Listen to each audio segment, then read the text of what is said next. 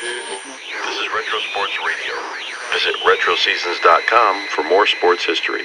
The New York Yankees faced the Kansas City Royals at Royal Stadium for Game 2 of the ALCS on October 10th, 1976. The Yankees lead the best-of-5 series 1-0.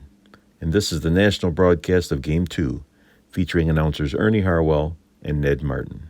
Each manager making a few lineup changes. Whitey Herzog because of an injury to his center-field ace, Amos Otis, and Billy Martin because he wants to get some left-hand power in against the Kansas City right-hander. The pitchers this evening, Ed Figueroa will be on the mound for the Yankees. The native of Puerto Rico with 19 wins and 10 defeats this season, 0-2 against Kansas City, and a lifetime mark against the Royals of 1-6. And a right-hander, Dennis Leonard, will be pitching for the Royals. He's won 17 and dropped 10 this year, and is 1-0 against his rivals from New York. The umpires and managers have broken up their conference now. The umpires station themselves out on a diamond. And here is the batting order for the New York Yankees. Leading off and in center field, Mickey Rivers. That's Rivers in center field. Hitting second and stationed in left, Roy White. White in left field.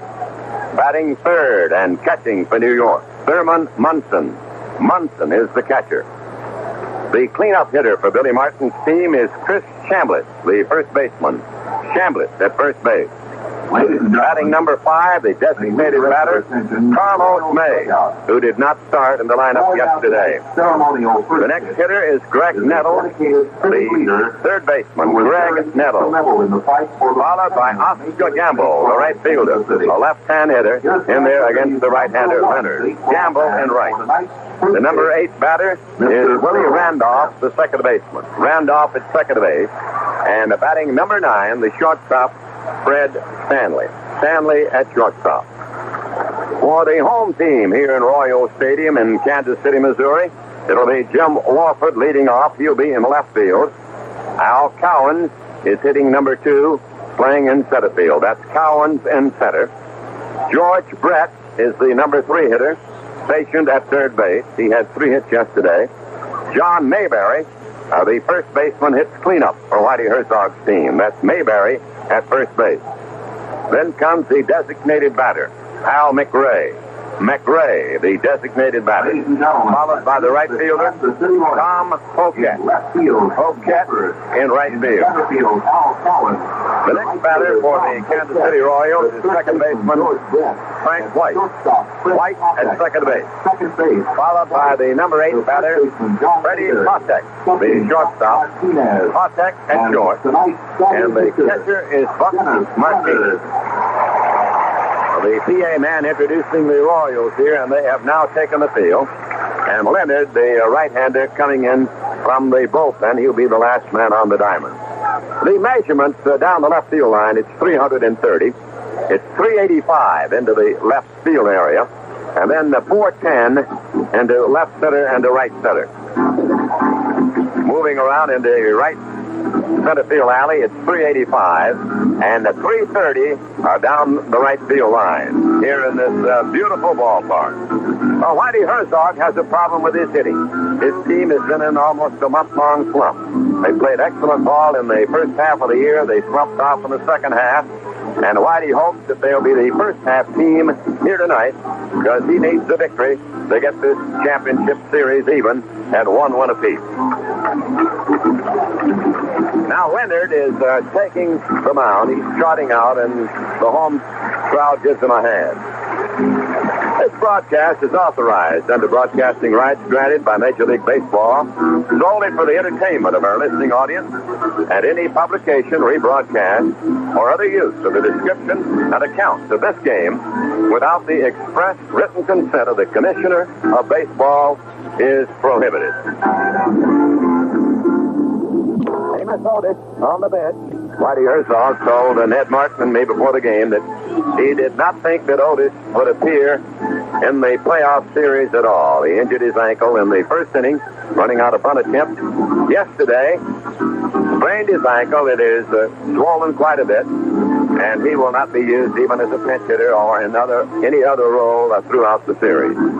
Leonard taking his final tune-up tosses now with Buck Martinez. And around the infield, on defense, it'll be Brett at third, Patek at shortstop, White will be at second, Mayberry will be at first base, Wolford in left field, Cowens in center, replacing the injured Amos Otis, and Poquette moving over to right field. And the umpires, Larry Barnett, will work behind the plate. It'll be George Maloney at first base. Bill Haller stationed out at second. Art Franz will be behind third.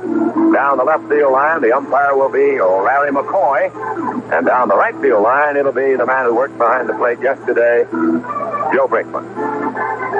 Day game yesterday and a night game tonight here in Kansas City. And the Royals hoping that their play will be just that much different day and night. Well, here's a man who's topped in our profession of baseball broadcasting. Good friend of mine, and I'm happy to be with him on this series, Mr. Ned Martin, the voice of the Boston Red Sox. Thank you, Ernie Harwell, and thank you for those. And good evening again, everybody, on a beautiful night in Kansas City. It surprised a lot of people because they figured it would be cold tonight. It was a little chilly toward the end of the game yesterday, but it's in the mid-70s and almost perfect Indian summer weather. Denny Leonard pitching against Mickey Rivers, who had 2 hits in yesterday's first game. He's 2 for 5 in the series, bluffed a bunt, and it's strike 1. He missed it. Rivers hit .312 on the year with 8 homers and 67 runs batted in. A big, big factor in the Yankees' success. Bends over from the left side, checks his swing, and takes ball 1. 1 ball, 1 strike. Leonard throws hard, there's no doubt about it. He's got a good fastball. A fastball will run in on a right-handed hitter and sink down towards him and away from a left-hander. Here's a foul off the left side, and the count is still 1-2 to Mickey Rivers. Leonard, still a young pitcher, 25 years old, has a good slider, too. But it's the feeling that he needs an off-speed pitch to completely complement himself. An off-speed pitch, a slip pitch, or something like that. Jackknifing away from a pitch down low and inside is Mickey Rivers, and the count is 2-2. 2 balls, 2 strikes to Rivers. We're underway here at Royals Stadium. Big, big game for the Royals, and of course for the Yankees, too, but the Royals need it. There's a chopper foul off to the right side and toward the first base dugout, the Royals dugout here. Ned, the Royals say that the key to Leonard's pitching is his curveball. He's got an excellent curve, and if he gets it over, he can be real trouble. If he doesn't get it over, there'll be another story. The count is 2-2 to Rivers, and the fastball is peeled foul off the left side, and Rivers loses his bat, popped out of his hands. So Mickey is being troublesome up there, as usual. One of the fastest men in the league, over from the California Angels. And he has put a new dimension in the Yankees this year. 2-2 pitch. Outside and high, a fastball, and the count is 3-2. Rivers will trouble you once he gets on base, too. He stole 43 bases during the season and has caught only 7 times. He does not walk much. He comes up swinging. He walked only 12 times in the regular season. The pitch to him, fouled off. Sometimes a leadoff batter, such as Rick Burleson type with the Red Sox, and Mickey Stanley, who used to do it with the Tigers occasionally, will be a good weight hitter and go for the walk to get on base, but Rivers just likes to swing. Leonard with a 3-2 pitch. Ball 4, he walks in this time, and Rivers on base. And that starts things being tough for the Royals. Batting second. Leonard has a pretty good move to first base. Roy White, left field. Roy White, the left fielder who clinched the game just about yesterday, late with that 2-run double that made the score 4-1. He's a switcher and batting left-handed against Leonard. He's more effective from the left side. White over the year hit .286 with 14 home runs, 65 RBIs. He went 1 for 4 yesterday and knocked in those 2 runs. Leonard lobs one over to first base just to keep Rivers honest. Main thing to try to do against the Royals running and somebody like Rivers on this club, the Yankee club, is to make that first throw over there hard. Well, there's the second throw that's hard, and Rivers stays. But give him a good shot right off the bat instead of the lollipop stuff. then they have a little more respect for you. White waiting, and the pitch to him is slammed foul out on the left field side into the crowd. 0-1. Rivers stole 5 bases against the Royals this year. So he's not unused to that. Major Leagues had a tremendous year of base stealing. Over 3,000 stolen bases this past season, the first time since 1914, and that many had been stolen in baseball. Of course, at that time, there were only 16 teams. There's another lob over there by Leonard, and Rivers is right on the bag. Mickey doesn't take a big, arrogant lead, but he gets a good jump. He swings around. The upper part of his body is ready to go. He edges off and goes back again as Leonard plays catch with John Mayberry. Rivers can do things like that. He can bother you. He can bother you enough so you lose concentration on the batter. He did that several times this summer. I remember against the Red Sox club. He holds. The pitch out is made. Throw to first base, and he's safe at first. Rivers was not going, but he bluffed going down to second. Martinez had the pitch out going, and then fired down to first. That's a kind of a new wrinkle on the pitch out, because Rivers was fairly far off the bag. But Mickey slid back in, and he beat the throw. The count is 1-1 to Roy White, who is aging quietly at home plate while the throws continue to go to first base. White likes the ball up and over the plate. There's another throw to first.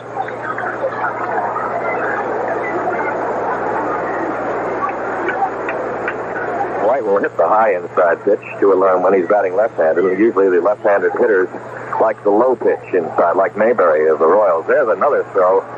Mayberry blocks it. Rivers is off balance, but stays on the bag.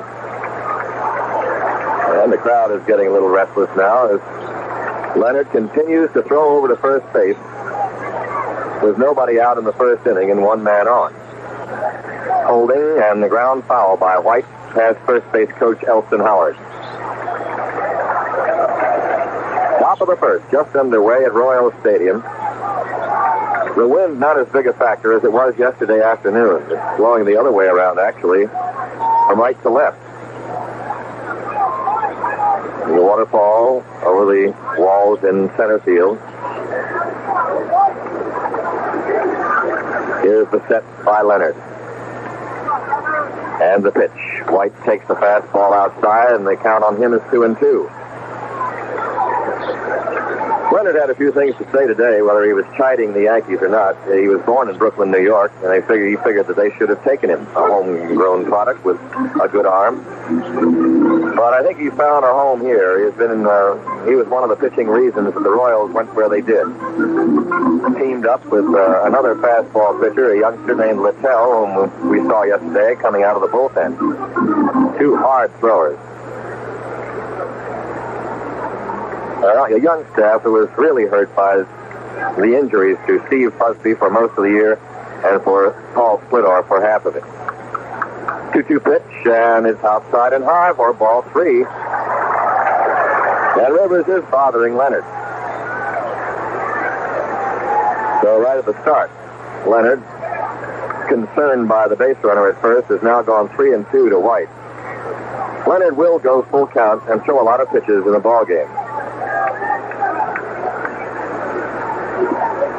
Right-hander sets and throws. There goes Rivers. There's a drive in the left field for a hit.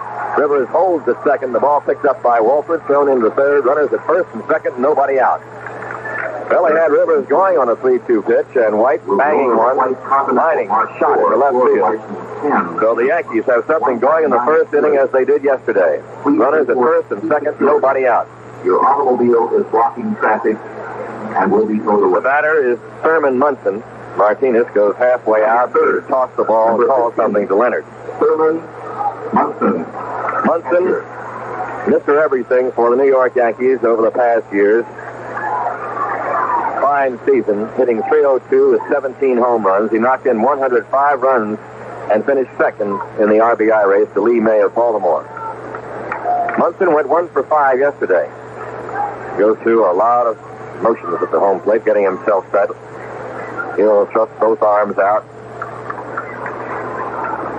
Get himself all squared away. Everything's got to be perfect, and here's the pitch to him. Peels a foul off to the right side and out of play. And it's one strike to Thurman Munson. Rivers at second, White at first, and nobody out, and bullpen activity already for the Kansas City Royals. Left-hander throwing. They had Mingori out there early yesterday.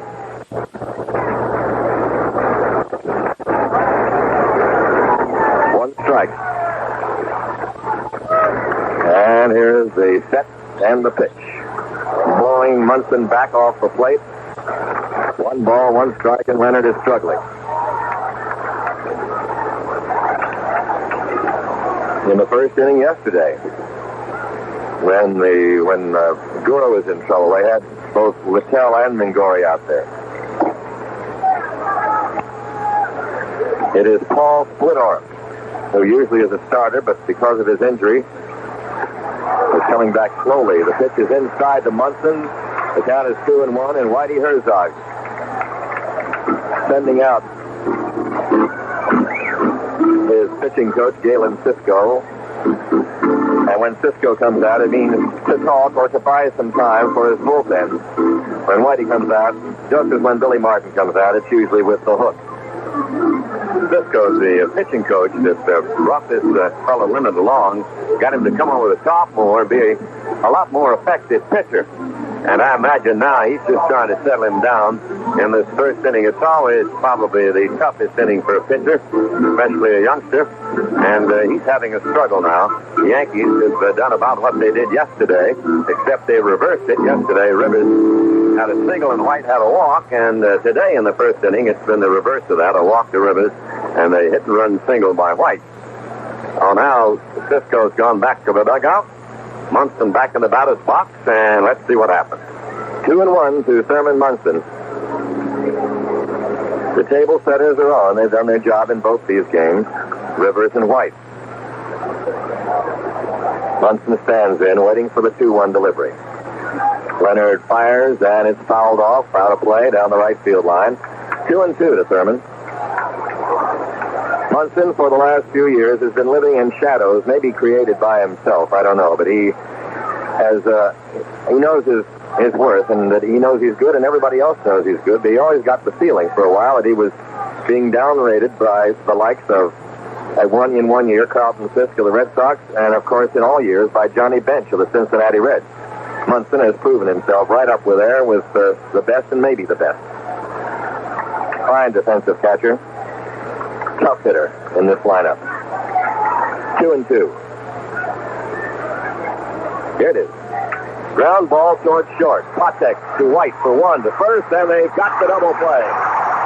Holding at third is Mickey Rivers, teasing a throw, and Mayberry runs it in. Rivers holds at third. 6-4-3 double play that helps Leonard immeasurably.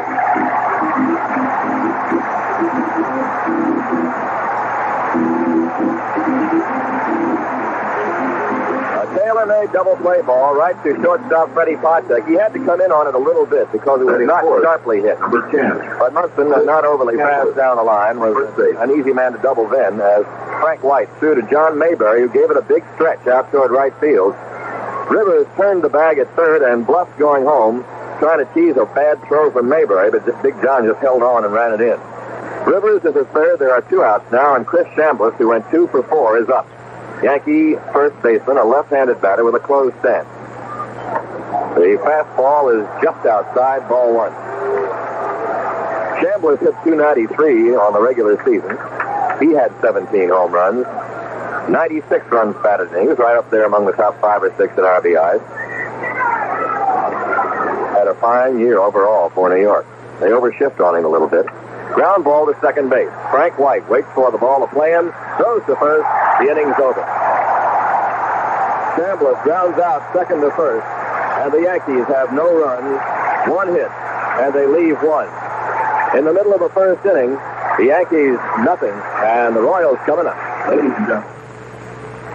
Okay, let's take a look at scores in the National Football League. Baltimore 28, the Dolphins 14, the New York Jets 17, Buffalo 14, The Cowboys 24, the Giants 14, Kansas City 33, Washington 30, Cleveland 18, Pittsburgh 16, Cincinnati 21, Tampa Bay nothing, the Detroit Lions 30, the Patriots 10, the Minnesota Vikings 20, the Chicago Bears 19, Houston 17, Denver 3, New Orleans 30, Atlanta nothing, Green Bay 27, Seattle 20, St. Louis 33, Philadelphia 14, and it was Oakland 27, San Diego 17. On Monday, the San Francisco 49ers are at the Los Angeles Rams. So those are the scores. We'll check the details the next time we get a break. CBS Radio Sports is bringing you the play-by-play action in the American League Championship. And there's more to come. The World Series starts October 16th, next Saturday. And you'll hear exclusive radio coverage, play-by-play of the 1976 World Series right here on this CBS Radio Network station. Right-hander Ed Figueroa, taking his warm-up, as Ernie told you earlier, has had trouble with the Kansas City Royals. He's 1-6 in his American League career against this club, both as a Yankee and as a member of the California Angels. He's a short-arm right-hander, good at keeping the ball low. He throws the sinker, the slider. For Kansas City. And he, too, like Leonard, could use an off-speed pitch with effect. He does not have one to complement what he has already. But he's very sneaky fast. He's a lot quicker than he looks. The first man he'll face will be left fielder Jim Wolford, who was put into action yesterday when Otis was hurt in the first inning. Wolford, a right-handed batter, the left fielder, hit .249 on the year. He takes strike one. Wolford had one homer and 24 RBIs on the season and was held hitless yesterday in 3 trips to the plate. No score. We're in the bottom of the first. Ground ball left side, a high hopper, taken at shortstop. Long throw by Stanley, not in time. It's a base hit.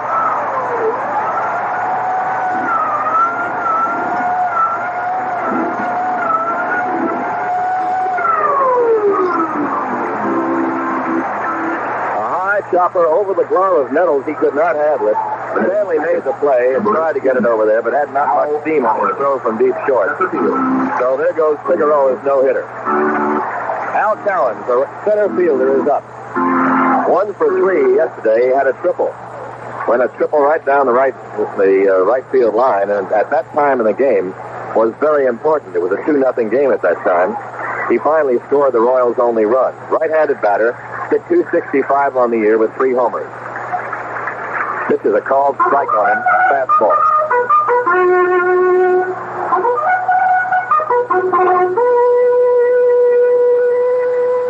Well, you might have thought the Royals had just won it in the ninth because that leadoff single stirred everybody here. They've been waiting for something to happen. The throw is outside a little bit. 1 ball, 1 strike. Jim Wolford is not a stealing type of ball player. Although he has gotten some, the whole Royal Ball Club ran this year. He stole 22 bases. He was caught 16 times. The pitch to Cowan, just up and in. Way high. Ball 2, 2-1. It appeared that Cowan, the right-handed hitter, was going to try to go to right field with that. Of course, it was not the kind of ball you could, unless you have an inside-out swing. He checked with Chuck Hiller, the third base coach, on any kind of sign that maybe have been relayed. Here's the set by Figueroa. Throws to first, and back on his knees is Wolford. The Royals have a base runner, nobody out. Cowan is a good size, punches the ball around. He's not the home run type. Again, a throw to first, and they almost had Wolford leaning the wrong way. Had to dive back on his knees both times, knees and stomach. He leads off to the end of the dirt there around the Tartan turf infield. There he goes. Pitches hit foul off to the right side. They had Wolford going, they had a play on, and Cowan's trying to punch the ball to the right side of the infield and fouled it off. The count on him is now 2 balls, 2 strikes. The Royals promise that they're going to run. It's the only way to try to create something. They can't stand back and wait for somebody to hit it downtown because nobody's been hitting it downtown lately. And they'll try to utilize their speed, their base stealing ability, which got them here in the first place. 2-2. Here it is. There goes Wolford again. Ground ball, base hit into right field.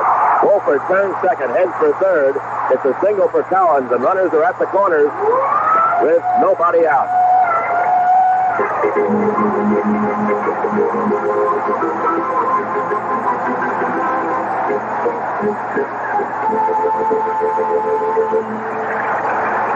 Well, the Royals are starting in a hurry this inning as they had a hit-and-run single beautifully executed by Collins into that hole caused by the runner going and people running all over the infield.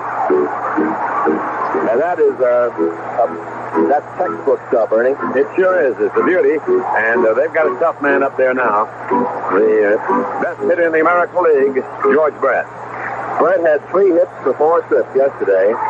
On the year, a league-leading .333. He won it on the final game of the season. 3 for 4 in that game. And he had 3 for 4 yesterday. Left-handed batter, hits to all fields. The high fly ball into left field, deep enough probably to get a run home. Roy White has it, does not have much of an arm, throws into second base. The run scores, and the Royals lead 1-0.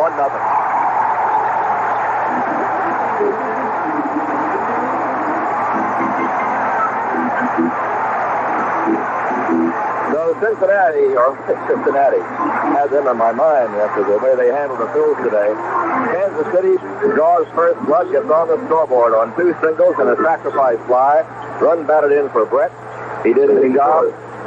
Wolford scored, and Collins held Mayberry. Here's the big guy, John Mayberry, 0 for 3 yesterday. A disappointing year for him, hitting .232 on the season. Only 13 homers. He's used to hitting 30 or more.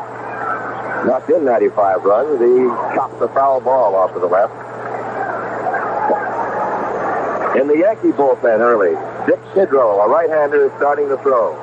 So Billy Martin, in this short series, as with Whitey Herzog, getting people ready in a hurry when a starting pitcher gets in trouble.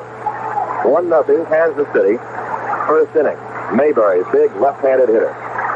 Go to first, not in time. John was saying down the batting practice before the game, he said, I just haven't hit well all year. He said, I've got to get back to the way I did. He said, I've been hitting defensively. Trying to go up the middle into the opposite field. Wings, he tried to pull that one. Foul tipped it into the mid of Munson. He's got awesome power. He can hit the long ball, but he just hasn't done it for them. Then he started to press, and everything went wrong. He didn't change anything. He said, I just need to try to get back in the groove that I was in last year. 2 strikes to it. Ball outside. They'll pitch him away, hoping to use him to go to left field. He likes the ball down and in, the good strike. But if you tease him with a bad ball down and in, he might go for it and miss it. 1-2 pitch. Little pop-up, foul, third base side. Greg Nettles under it. And he takes it for out number 2. They jammed Mayberry on that one, and he fouled it up in the air. So John is out, and Hal McRae, the designated hitter, is up. McRae.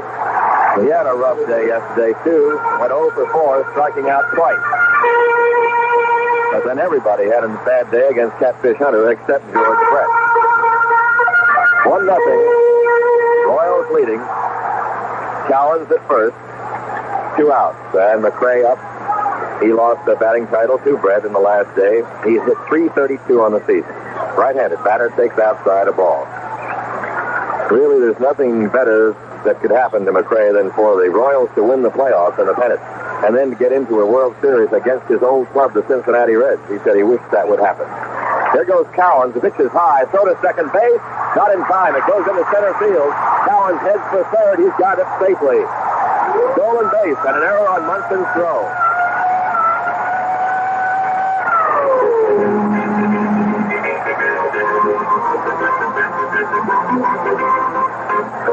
And the Royals are running now. A stolen base for Al Collins, who can pick him up and lay him down. Munson, who releases very quickly behind the plate, sometimes is erratic with his throwing, and that one was low. Yesterday, he was saved a possible error on a fine play by Stanley. Nobody could get this one. It went past into center field, backed up by Rivers, but Cowens has gone on to third. The count is 2-0 to McRae now. Runner at third base and 2 out. Figueroa throws, misses outside. 3-0 to McRae. Tom Coquette, a left-handed batter, is on deck. Figueroa is not throwing anymore in the Yankee bullpen, but he's kind of wandering around there. Low outside, ball 4, and McRae is on. First walk off Figueroa. Batting 6, number 25. Here's Tom Coquette. Coquett. Tom Coquette, the right fielder. He started the game at left yesterday, and then when Otis was hurt, he moved to right, and that's where he is tonight. Had a good season at the plate. He was right up there among the league leaders for a while. Finished with a .302 batting mark. He went 0 for 3 yesterday. Bats in a deep crouch. Strike called. Outside corner. So the Royals making some noise early off Ed Figueroa. Figueroa tried for 20. His last time out was against the Red Sox. He got 15 hits and 7 runs off it. Pitch outside of changeup attempt, and the count is 1-1. Billy Martin in that game at Fenway the last week of the season just left him in, hoping the Yankees would score for him, and then Figueroa, who had become the first Puerto Rican ever to win 20 games. But it was not to be, as the Red Sox beat him 7-5. Normally, of course, Billy would have had him out there early. Out of there. 1-1. It's outside. Some kind of turnover pitch. The count is 2 balls, 1 strike.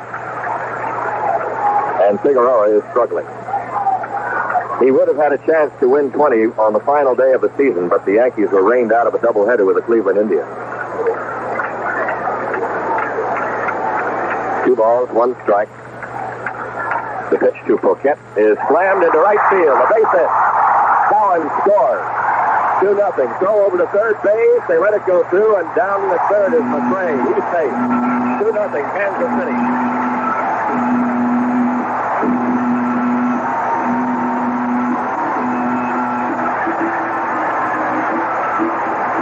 Tom Coquette tracks a single into right field out of the reach of Randolph. Scoring Cowens from third. Batting 7. And there's where your running pays off. The Cowens stolen base and reaching for it on the error was an easy run. McRae went around to third base, and Figueroa is still in a jam. 2 outs, runners at first and third. And here is Frank White, the second baseman, went 0 for 2 yesterday. Royals 2, Yankees nothing. We're in the first inning in game 2. White, a right-handed batter, takes the pitch inside, spinning him around, almost hit him. Now Tidrow is up and throwing again in the Yankee bullpen in left.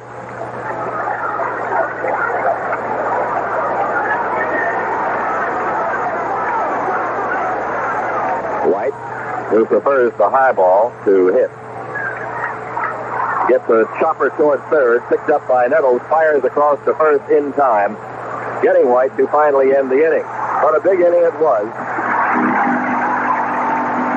As the Kansas City Royals pick up 2 runs, they had 3 hits. There was a Yankee error, and 2 were left. And after 1 inning, the score is Kansas City 2, the Yankees nothing.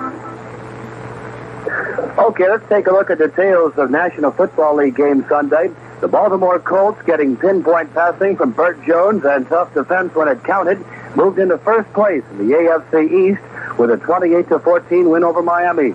Jones passed for 1 touchdown and ran for another as the Colts boosted their record to 4-1, a game ahead of New England in the AFC Eastern Division. Quarterback Ken Stabler completed 20 of 26 passes for 239 yards and 3 touchdowns as the Oakland Raiders took a 27-17 victory over San Diego. The win moves the Raiders into sole possession of first place in the AFC West at 4-1. The Chargers are 3-2. Linebacker Jim Merlo ran a pass interception back 83 yards for 1 touchdown, and quarterback Bobby Scott accounted for 2 others as New Orleans flanked the mistake-prone Atlanta Falcons 30-0. Denny Leonard has 2 runs to work with now as he takes his warm-up and ready to face the Yankees in the second inning.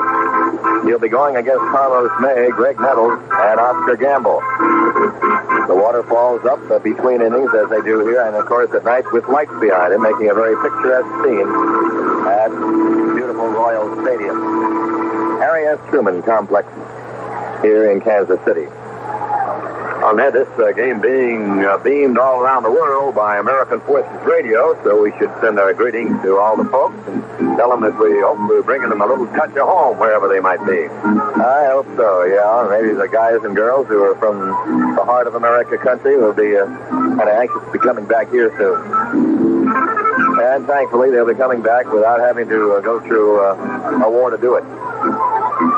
Carlos May leading off, the designated hitter. With a right-hander going for Kansas City, May replaces Pinella as the DH. Carlos May batted .259 on the year with 3 homers and 43 runs batted in. Came over to the Yankees for the White Sox in the deal that sent Ken Brett to Chicago. Strike call to the left-handed batter. May, as many know, had a serious accident when he was in the Marine Corps doing Marine Reserve duty several years ago. A mortar went off and blew part of his thumb off. Swings and misses. Nothing in 2, and it changed his whole batting style. When he came up with the White Sox, he was a good young hitter. He's a good hitter now, but he has to choke up on the bat. The thing that has bothered him most about that accident was the throwing, to get used to that. But the Yankees have been using him chiefly as a designated hitter. Takes the low outside pitch, 1 ball, 2 strikes. May's brother, Lee May of Baltimore. The 1-2 delivery to him. Grounded foul past first. 330 feet down each line here at Royal Stadium. 385 farther out in left and right. 410 toward the deep right center and left center power alleys and center field. The 12-foot high wall going around from foul pole to foul pole. The bullpens are in right and center there. That wall about the same, that screen the same height. There's a drive to left field. It could be trouble near the wall. It is curving. It is fair ball. Bouncing on 1 hop against the wall. Wolfers fires into Patek. A double for Carlos May leading off the second for New York. He can wheel that bat. Batting 6. May doubles deep into the left field corner. As we've told you before, and if you've been to Royal Stadium and know about it, you give them the double down the left field line. You don't try to go in after it, because if it eludes you, well, it may be a triple or an inside the park homer. That's the second hit off Leonard. Yankees in business with May at second base and the batter, Greg Nettles, third baseman, hitless in 4 trips yesterday. 32 homers on the year, the American League home run champion. 93 runs batted in, fastball outside. 254 hitter on the year, but he had the power and the production for the Yankees. An excellent mistake hitter. You make a mistake on a breaking ball with him, he'll kill you. Left-handed batter, holds the bat right down at the end. And the pitch. Check swing, fouled off. Breaking pitch by Leonard that time. He rode the slider in on him. The Royals lead 2-0 as the Yankees bat in the second inning in Game 2.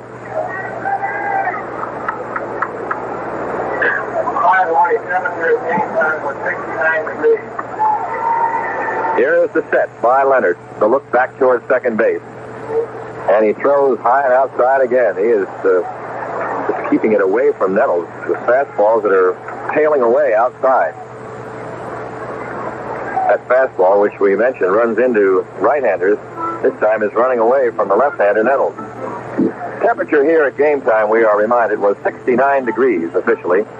Although some people earlier had said 75, but it's around 69, 70, and very pleasant. Really shirt-sleeve weather here in October. 2 balls, 1 strike to Greg Nettles.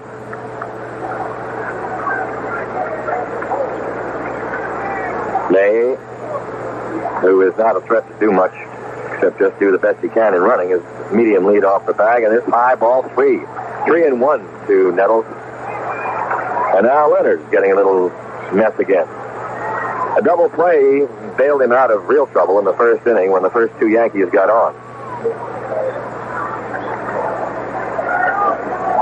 Big right-hander leans in for the sign. Now the pitch. And he walks him high and outside, and that was the pattern all the way through on Nettles. Fastballs up and away. The second walk issued by Leonard. Oscar Gamble, right field. Right fielder Oscar Gamble is the batter. Did not play in yesterday's game. Left-handed hitter with a .232 season mark, but with 17 home runs and 57 runs batted in. He generates a lot of power from the left side. He doesn't look as if he's a power hitter, but he can pull the ball and hurt you. Paul Splitoff, the left-hander, is up for the second time in the Royal bullpen. And for the second inning in a row, the Yankees have their first two batters on. Runners are May at second base and Nettles at first.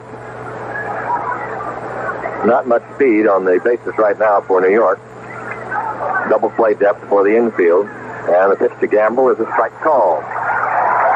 After takes the strike. Gamble had maybe the world champion afro in sports last year before he came to the Yankees. And then when he came to the Yankees, Mr. Steinbrenner said, cut it off. And when the boss tells you to do that, I guess you do it. It cost Oscar $30, but he said, that's fine. Easy way to lose 5 pounds, too, I'll say. I often wondered how he kept the helmet on. Here's the one-strike pitch to him. It's down low for a ball, 1-1. Very personable fella, Gamble. And Mrs. Oscar Gamble, Juanita Gamble, will be singing the national anthem before Game 3 in New York on Tuesday. Very pleasant singing voice. The 1-1 pitch to Oscar. Bouncing ball into left field for a hit. Charged by Wolford. They are sending May. Wolford throws to the plate, cut off by Patek. It's 2-1. So the Yankees are right back in it as Oscar Gamble punches a single through the shortstop hole to drive in Carlos May with the first Yankee run. And holding at second base is Nettles. We'll pause here 10 seconds for station identification. This is the CBS Radio Network. This is the American Forces Radio and Television Service.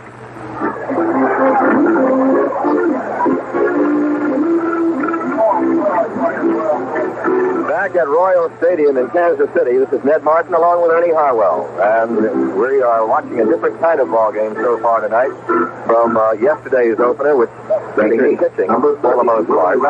Second base. Both teams coming out hitting. The score is Kansas City 2, the Yankees 1. Yankees with nobody out and runners at first and second. The hitter is Willie Randolph, second baseman, right-handed batter. Ground ball to short. Patek touches second. Throws to first, double play. And over to third goes Gamble, but they get 2 out. Nettles goes to third. Gamble is doubled up. Patek making the play unassisted, stepping on the bag to force Gamble and throwing to first to get the fleet Willie Randolph. 2 tough men to double, and they did it. And for the second time, a double play helped Leonard immeasurably. 2 double plays turned by Kansas City. Nettles is at third base. He represents the tying run. And the batter is Fred Stanley, who went 3 for 4 yesterday from his number 9 spot. Yankee shortstop, right-handed batter, swings and foul tips at strike 1. Stanley is the kind of hitter that you may ease up on him. Maybe not meaning to, but you don't pay as much attention to him as the tougher hitters in the lineup. And all of a sudden, there he is, singing base hits around. He did yesterday. Played a fine game defensively, too. Pitches inside. 1 ball, 1 strike. Nettles at third, 2 out. Infield back deep now with 2 away. They do not play Stanley to full. In fact, they play him to push. For the center fielder, Cowens over toward right center. Fouled off the end of the bat into the first base dugout. 1 ball, 2 strikes. Splitoff still works in the Kansas City bullpen.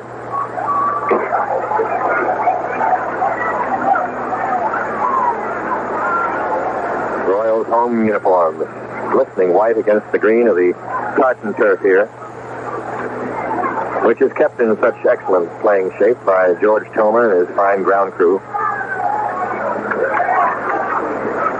A ball and 2 strikes with 2 outs. From the stretch, Leonard backs off the mound. Nettles coming down the line at third, not a long way. Here's the set and the pitch. Little pumper toward the right side of the infield, taken by White in the air for the final out. A handle roofer to second baseman Frank White to end the inning. 1 Yankee run. They had a pair of hits and they leave 1. And after 1.5 innings, in the middle of the second inning, it's the Kansas City Royals 2, the New York Yankees 1. Continuing with National Football League details, quarterback Mike Livingston tossed a 36-yard scoring pass to Larry Brunson in the final seconds to give Kansas City a 33-30 victory over the Redskins. The Chiefs' first victory in 5 outings. The Redskins have now lost 2 straight after winning their first 3. St. Louis scored touchdowns after 4 Philadelphia.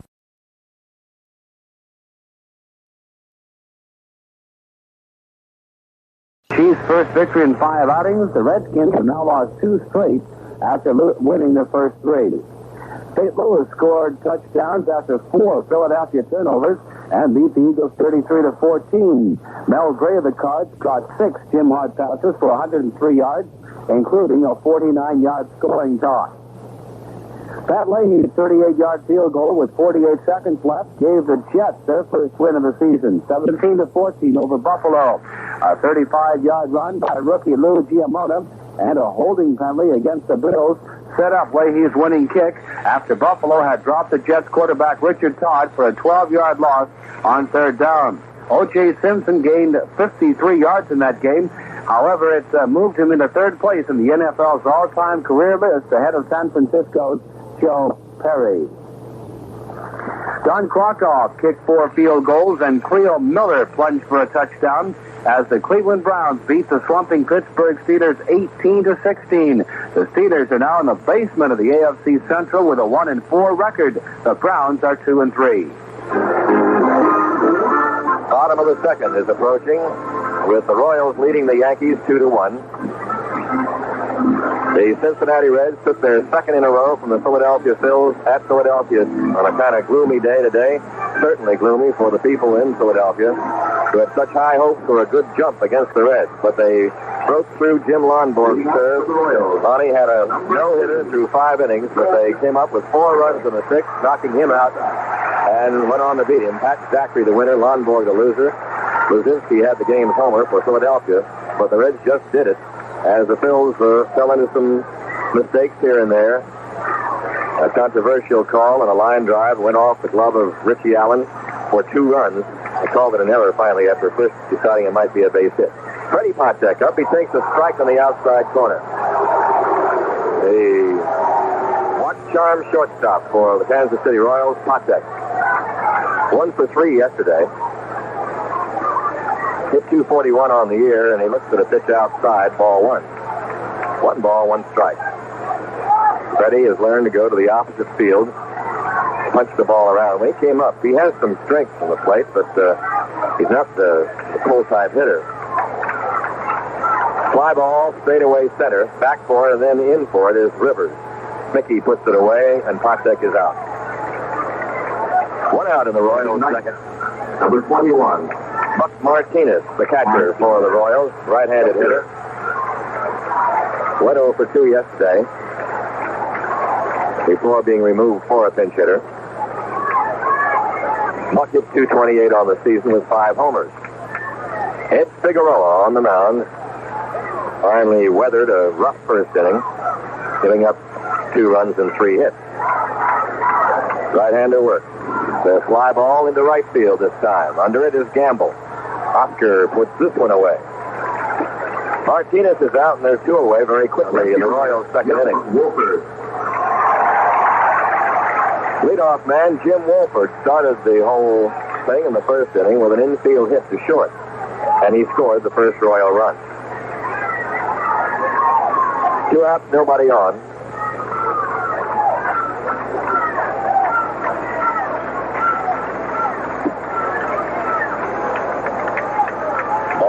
thrown to Wolford, right-handed batter.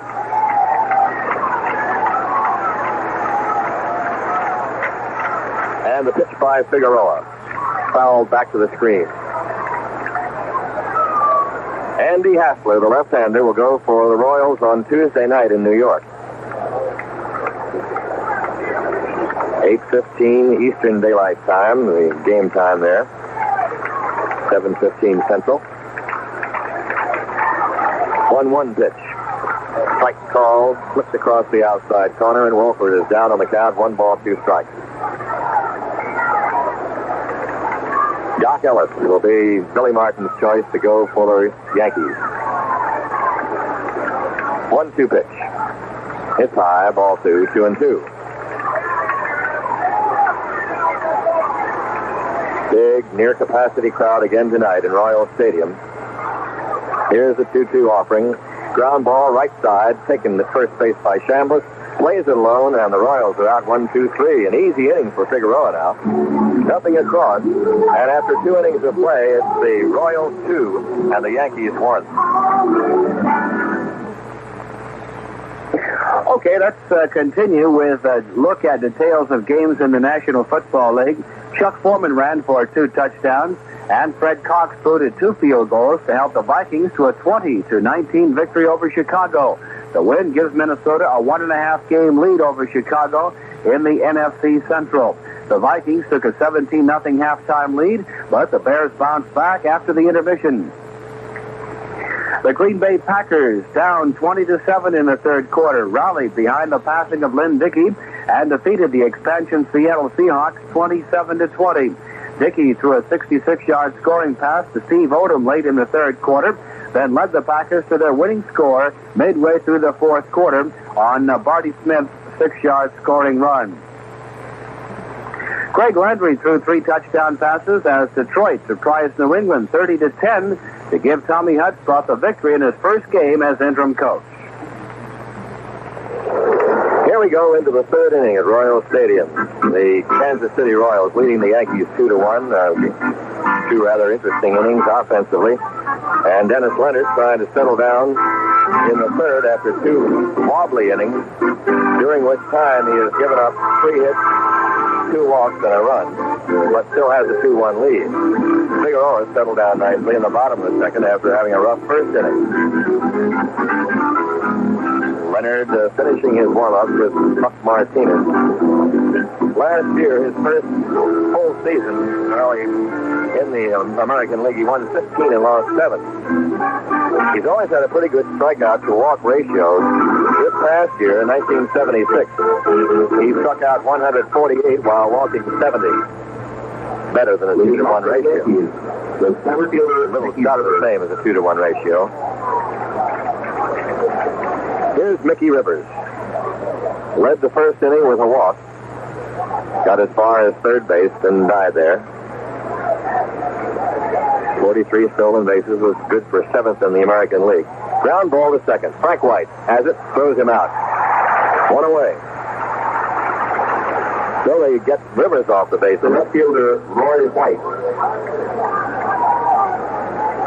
Roy White comes up, and he drilled a single into left field in the first. Switcher batting left tonight against Leonard. George Brett at third with White up there, playing wide of the bag. He is even with the bag, but about a third of the way down towards second base. It's a little bit low, ball 1. He's playing on that inside line, which is about tantamount to being the edge of the infield grass on a normal grass diamond. Fly ball, right center. Coming on hard is Cowens, and he lets it drop. Here comes the White into second base. The throw is not in time. He has a hustle double. Now, that's a tartan surf double there, Ned. One of those little Texas leaguers did drop in. And Cowens had to play it rather carefully because it can bounce over your head and go for an inside-the-park home run. But White took advantage of the fact that it was dropping in between the infielder and the outfielder, and he got 2 off it. He has a play right in front of him. He just went on there. It was a throw by Cowens, who has a good throwing arm, was a little bit too late. The ball almost did get over his head on the bounce. He had to reach high for it, and that's when White put it into high and went into second base. So it's a pop fly double to center. Collins had a long way to come for that one. There's one out. The tying run at second base for New York, and Thurman Munson is up. Yankees have 4 hits off Leonard. They are hitting the Royals 4-3. White, who can run, is off second. There's a foul back by Munson. Thurman grounded into a 6-4-3 double play in the first inning. That was a lazy cut by him that time. He's usually a lot more aggressive than that. It might have been the slider. 0-1 to Thurman. Yankees running at Leonard for the 3rd straight inning. Leonard checks off second base, comes in with his pitch, and a fly ball, maybe trouble down into right field. It's going to drop in there. The ball is picked up by Poquette. The tying run scores. It's 2-2, a double for Munson. And that was not hard hit. He lifted it off the end of the bat down the right field line. Poquette had to run for it. He had no chance to try to shoestring it. And a little pop fly double down the right field line for Munson. Drives in the tying run. It's all new here, 2-2. 2 balls that were really not ripped. This one hit late at and down the right field line. And for the 3rd time in as many innings, Paul Splittorff gets up to throw out in right field. Just start forwarding his mail out there pretty soon, I think. Yeah, he's going to pitch a whole ball game without coming in if this keeps up. RBI double for Munson. White scoring the tying run. It's tied up 2-2. Here's Chris Chambliss. Pitch to him is up high, ball 1. Chambliss grounded to second base in the first inning. So, with all the cheering and the shouting, it's still 2-2 now as the Yankees have run right back. What they've been doing all year. 1-0 pitch. Chambliss checks off and takes it low outside, ball 2. Leonard has been most erratic in the early innings. You cannot exactly fault him for these 2 doubles, though. Can't fault anybody. They just lit in the right place. Infield overshifted on Chambliss. Then he aborts his swing, but not enough, and he goes through with it for strike 1. 2 balls, 1 strike. Patek is way over, almost directly behind second. White is playing what you'd be considering almost a short field in softball. He's very deep at second base, behind that white line. And Mayberry's deep and 3 steps in from the line at first. There's a ball driven past between Mayberry and White, and this will score Munson. The throw comes into second base. It's 3-2 New York. Chris Chambliss singles sharply on the ground in the hole between White and Mayberry. And 3 straight hits have given the Yankees the lead. They lead 3-2. And Whitey Herzog himself is coming out. That may be all for Leonard. An RBI single for Chambliss. The Royals, who jumped off with a 2-0 lead. Yep, Mr. Leonard is leaving, as he has not been effective. And Paul Splittorff, the left-hander, will be brought in. Now, Leonard goes 2 1/3 innings. During that time, giving up 6 hits and 3 runs. He's responsible for a base runner. He walked 2 and did not strike out anyone. And he's leaving now in favor of Paul Splittorff, who's coming in on the cart. Right now, a brief news. Okay, more from the National Football League. Greg Landry threw 3 touchdown passes as the Detroit Lions surprised New England 30-10, as we mentioned earlier, to give Tommy Hudspeth a victory in his first game as interim coach. Landry had rookie tight end Dave Hill on 2 scoring tosses, a 21-yarder in the first quarter, and a 3-yard pass with just over 8 minutes to play. Charlie Sanders also caught a 5-yard touchdown strike with time running out in the first half. Ken Anderson hit 10 of 15 for 98 yards and 1 touchdown to pace Cincinnati to a 21-0 victory over the winless Tampa Bay Buccaneers. Anderson found tight end Bob Trumpy with a 10-yard scoring toss with less than 6 minutes left in the opening period, and fullback Ruby Clark added 6 more on a 3-yard touchdown run. The unbeaten Dallas Cowboys spoiled the debut of the New York Giants in their new stadium by defeating the Giants 24-14. A capacity crowd of more than 76,000 watched that contest. New pitcher for the Royals with the score Yankees 3, Kansas City 2 here in the third inning is Paul Splittorff, S-P-L-I-T-T-O-R-F-F. This year he won 11 and lost 8 games. He had 26 appearances and 23 starts. Well, he worked both in relief and as a starting pitcher. He's the winningest pitcher in the history of the Royal Ball Club, and he was off to a very fine season before he dealt with a finger injury that forced him out of action from mid-season until the final week of the 76 campaign. And he's about ready to go to work, so let's go back to Ned Martin. All right, Ernie, here we go. And Splittorff been making a comeback, as it were, in the late stages of the season and now here in the playoffs. Getting a left arm in against the New York Yankees. Carlos May is the batter. He doubled his first time up. Curveball over, but low, ball 1. May doubles the left and scored the first Yankee run in the second inning.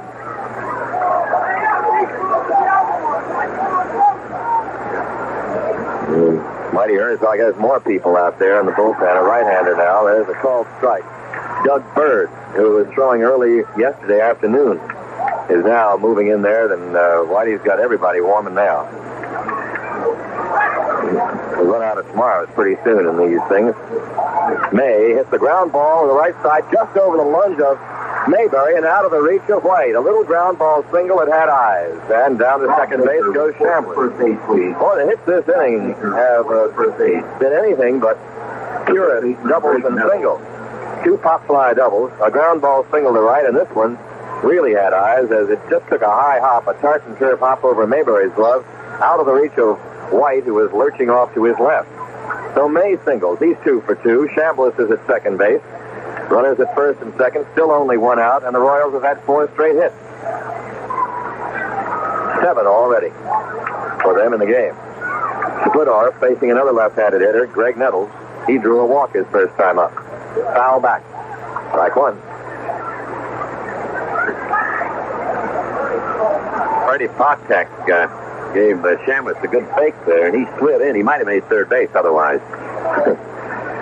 Well, we'll see what happens now with runners at first and second. This is a situation where the Royals want the ground ball at somebody. Get out of this thing with a double play. Pitch is inside, moving in. 1 ball, 1 strike to Nettles.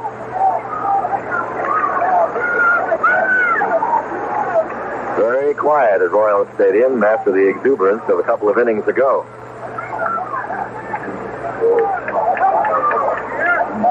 There's a curveball that fails to break. It's inside, ball 2, 2-1.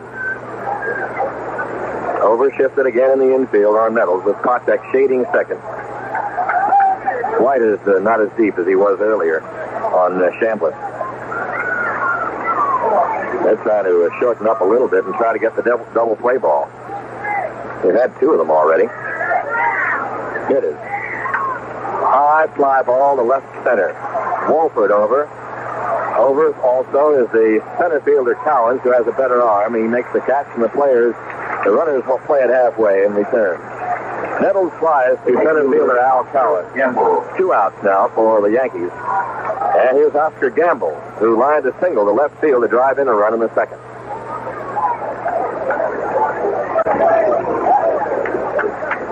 Yankees leading 3-2. They come up with 1 run in the second and 2 here in the third. The Royals jumped early with 2 runs in the first.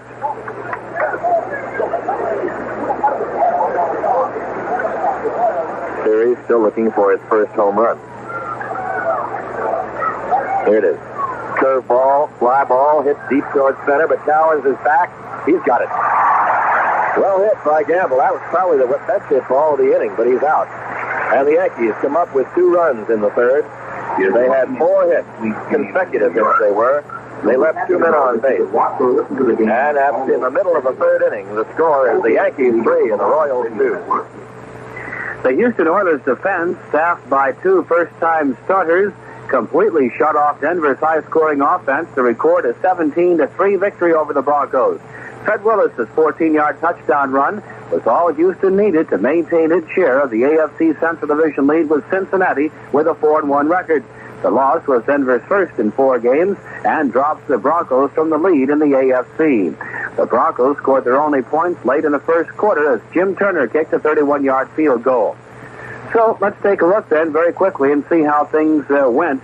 Baltimore 28, Miami 14, the Jets 17, Buffalo 14, Dallas 24, the Giants 14, Kansas City 33, the Redskins 30, Cleveland 18, Pittsburgh 16, Cincinnati 21, Tampa Bay zip, Detroit 30, New England 10, Minnesota 20, the Bears 19, Houston 17, Denver 3, New Orleans 30, Atlanta nothing, Green Bay 27, Seattle 20, St. Louis 33, the Philadelphia Eagles 14, and the Oakland Raiders 27, San Diego 17. Sunday in the NFL. Monday, San Francisco at Los Angeles. We're set for inning number 3 for the Royals, as they are trailing by a run. Ed Figueroa, who has not been sharp, except in the second inning. He retired the side in order there. After a first inning, we saw him give up 3 hits and a walk. A throwing error by Munson didn't help him. First up will be Al Callens. Single to right field in the first inning and scored a run. He stole the base and went to third on the throwing error by Munson.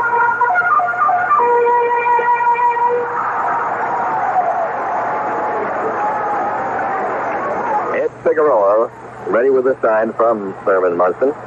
Callens takes a breaking pitch on the inside corner for a called strike. Chris Chambliss at first base. Willie Randolph at second. Fred Stanley at short, and Greg Nettles at third. Foul ball off Callens' bat. And the count is 0-2. The left fielder is Roy White, the center fielder Mickey Rivers, and the right fielder Oscar Gamble. The Yankees have 3 runs and 7 hits. They made an error, and the Royals 2 runs and 3 hits. Figueroa deals. Misses outside. A ball and 2 strikes. The Royals were running in the first inning. The Yankees, they ran, only their running was in extending what looked to be singles into doubles.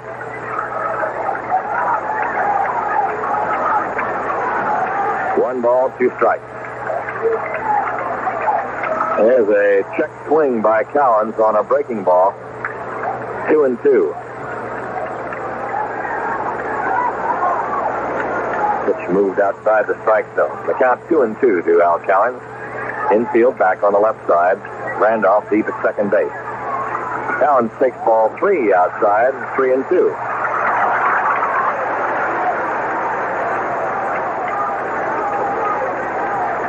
Reds beat the Bills today, 6-2. They're second in a row. They need just one more out of the next 3 games to be played at Cincinnati's Riverfront Stadium. 3-2 pitch. Bouncing ball towards the middle. Stanley has it back of the bag at second. He throws him out. Nice play by Fred Stanley going to his left. Ball was not sharply enough to get through. George Brett. Callens is out short to first, and George Brett is up. He drove home a run with a sacrifice fly to left in the first inning. 3-5 on the series.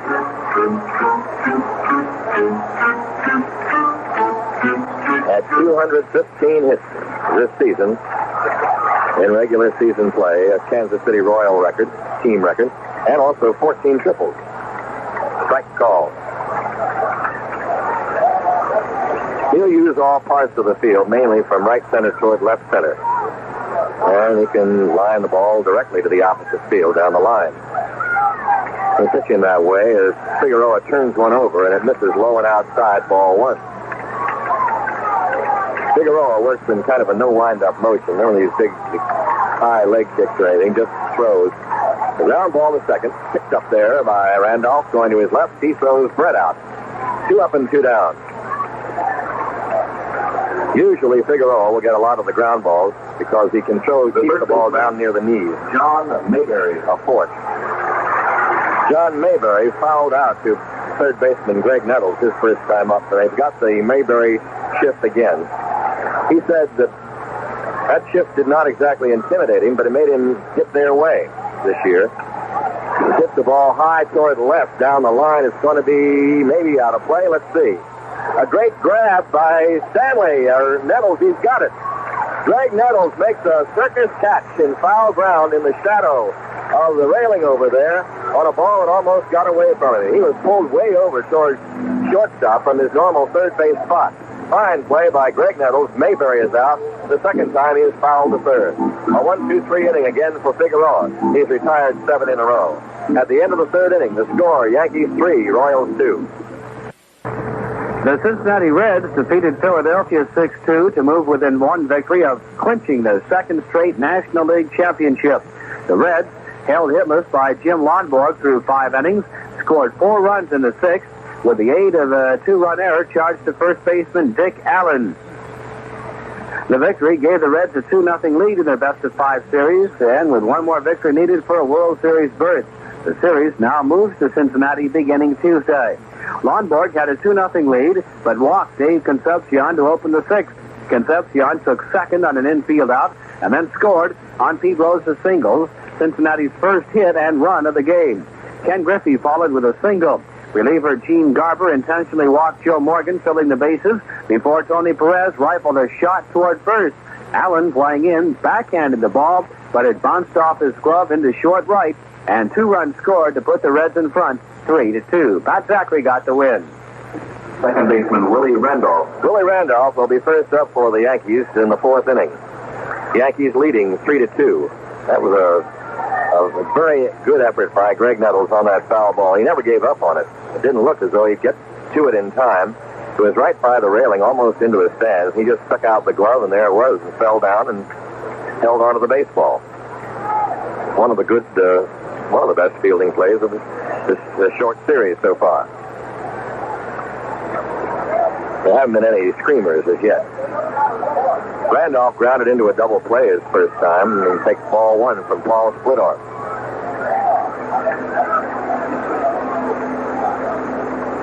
Splittorff goes to work. He has the high kick. He gets the strike on the outside corner.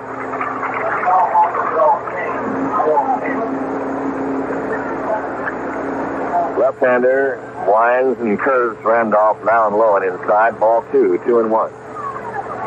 And the appearance of a waxing moon, I believe, coming up over the horizon, gazing at us. Fly ball, deep left field. Wolford back. He has room. He's at the edge of the warning path, and he's got it. 375 feet away. Randolph flies fairly deep to Jim Wolford in left field. That ball hit well, but it just doesn't carry much in the ballpark, especially at night.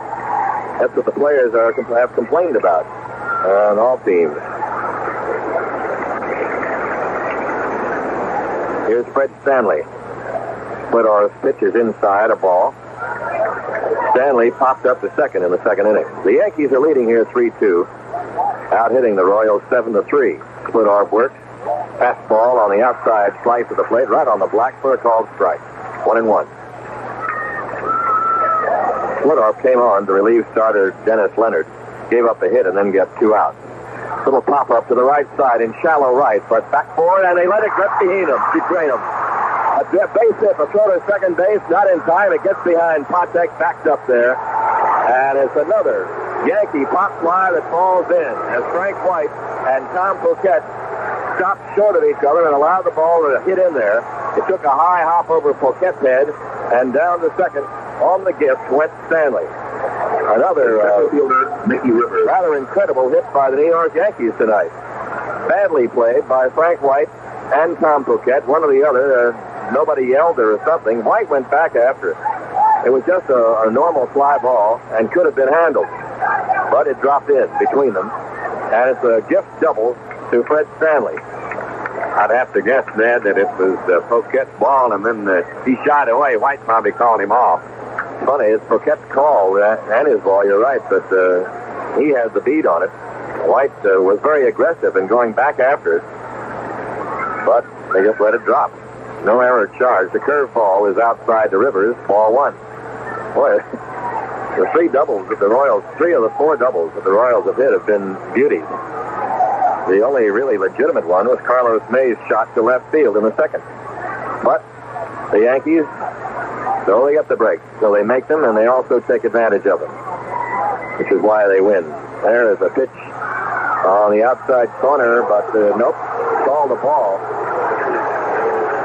Rivers kind of poked the bat at it as if he were going to bunt.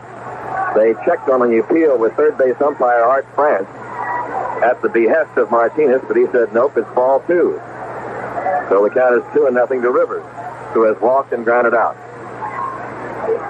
Yankees with another mild threat here. The pitch by Splittorff outside, ball 3. 3-0 to Mickey Rivers. 1 out in this inning.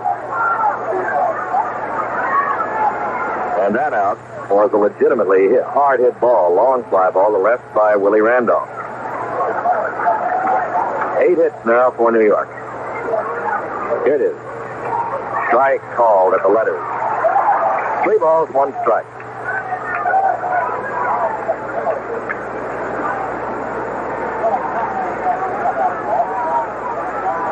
Stanley at second, 1 away. Rivers, the batter, with a 3-1 count. He tries to bunt and fouls it off. Tries to drop it down the third baseline. So now it's 3-2 to Mickey. Roy White on deck. He's perfect on the night.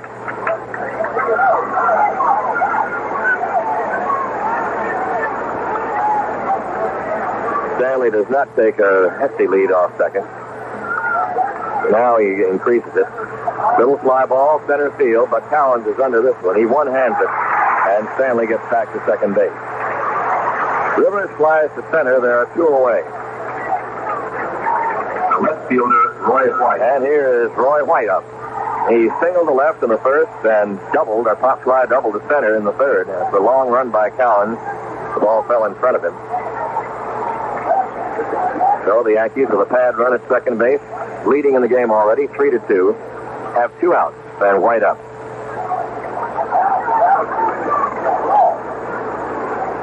White turning around now to bat right-handed against southpaw Paul Splittorff. Curve hangs outside, ball 1. White, left-handed against Leonard, was perfect with a single and a double. He's a better left-handed batter than right.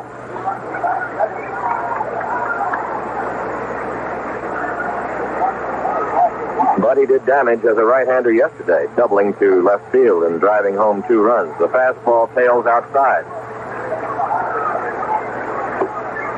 The left-handed hitter this year, Roy hit .320.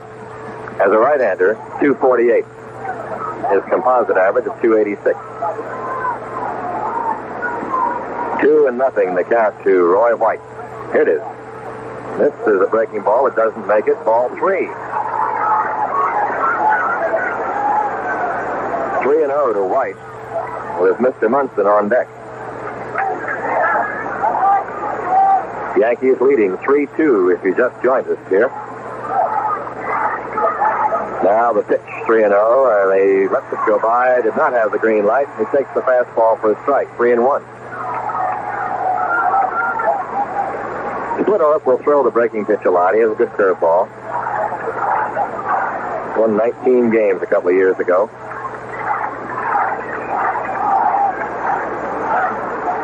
Drops to the belt. Throws and misses outside, ball 4. White gets on base for the 3rd straight time.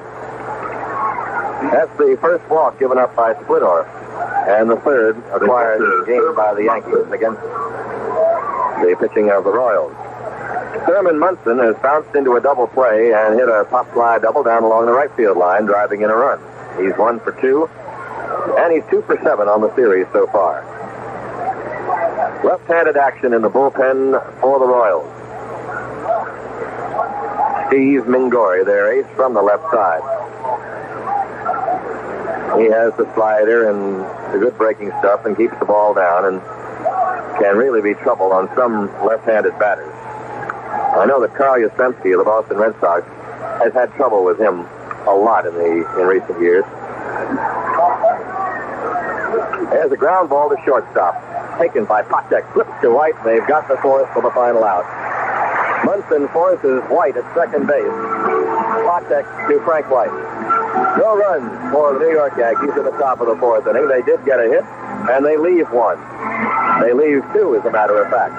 And after 4 innings in the middle of the fourth inning, the score is still the Yankees 3 and the Royals 2. Taking a look at what happened in the National Football League, in case you missed it earlier, the Baltimore Colts, getting pinpoint passing from Burt Jones and stingy defense when it counted, moved into first place in the AFC East with a 28-14 win over the Miami Dolphins.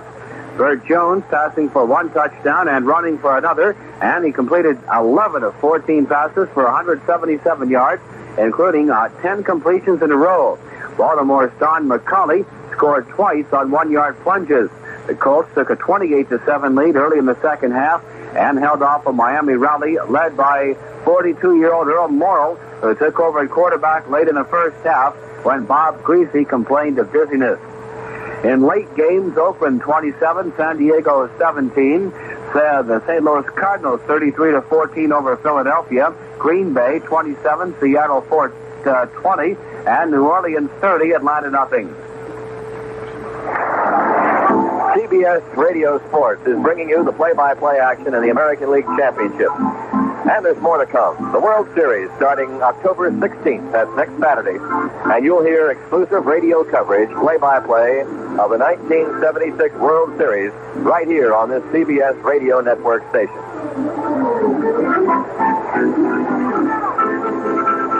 Going to the bottom of the fourth inning, the Royals trail by a run. They have 2 runs and 3 hits. The Yankees have 3 runs, 8 hits in one era.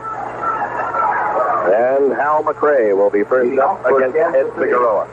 The designated hitter, Hal McRae. McRae, the designated hitter, drew a walk in the first inning, looking for his first series hit. McRae, Poquette, and White.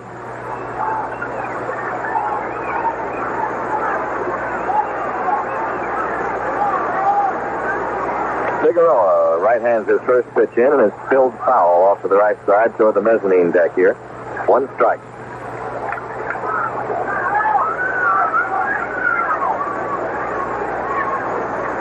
Outfield about straight away on McRae, although Mickey Rivers moves a step toward right center. They don't gap him anywhere. They bunch him up more toward center field. And they give him a lot of the left field line. Figueroa throws and misses low and away. 1 ball, 1 strike.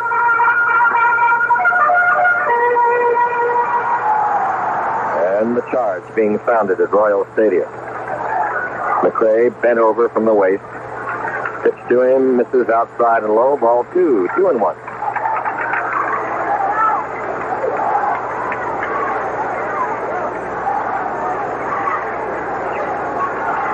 One count to Hal. Figueroa throws. Strike call. Picks up the outside corner at the knees. Good pitch. Rivers now moves more over toward right center field. We're in the bottom of the fourth inning. The Yankees leading the Royals 3-2. And the pitch is waved at and missed, and McRae is out of there. A slider by Figueroa gets Hal McRae swinging, and that's the first strikeout for the Yankee right-hander. Tom Poquette singled in a run in the first inning, bouncing a ground ball into right field. One of the 3 Royals hits. They scored their 2 runs in the first inning. 3 hits and a walk, sacrifice fly. Strike called from Figueroa, who is pitching machine-like right now. The Yankees came back with a run in the second and went ahead with 2 runs in the third.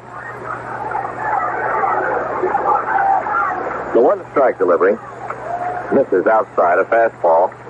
1 ball, 1 strike.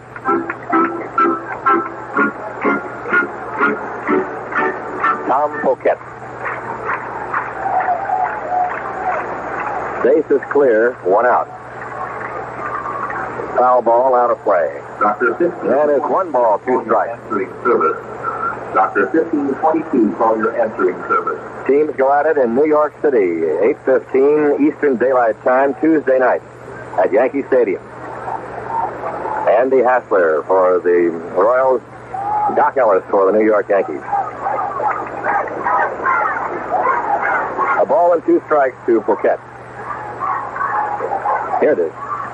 It's way up high, ball 2, 2-2.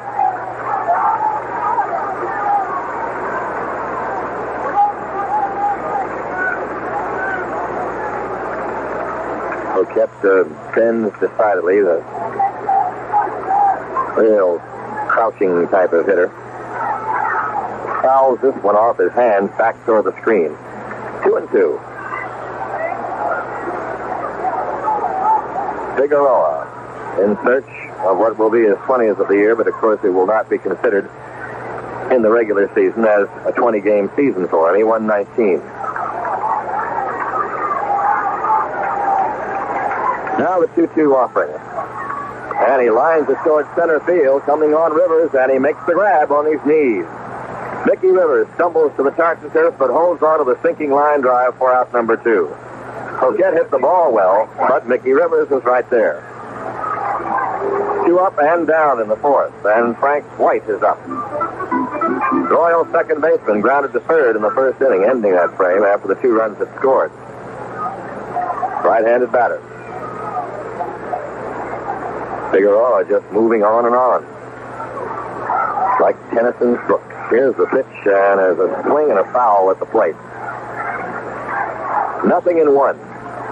Rivers pulls over more toward right center on White than he had before on the other right-handed batter, McRae.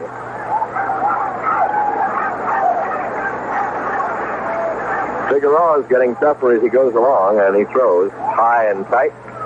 1 ball, 1 strike.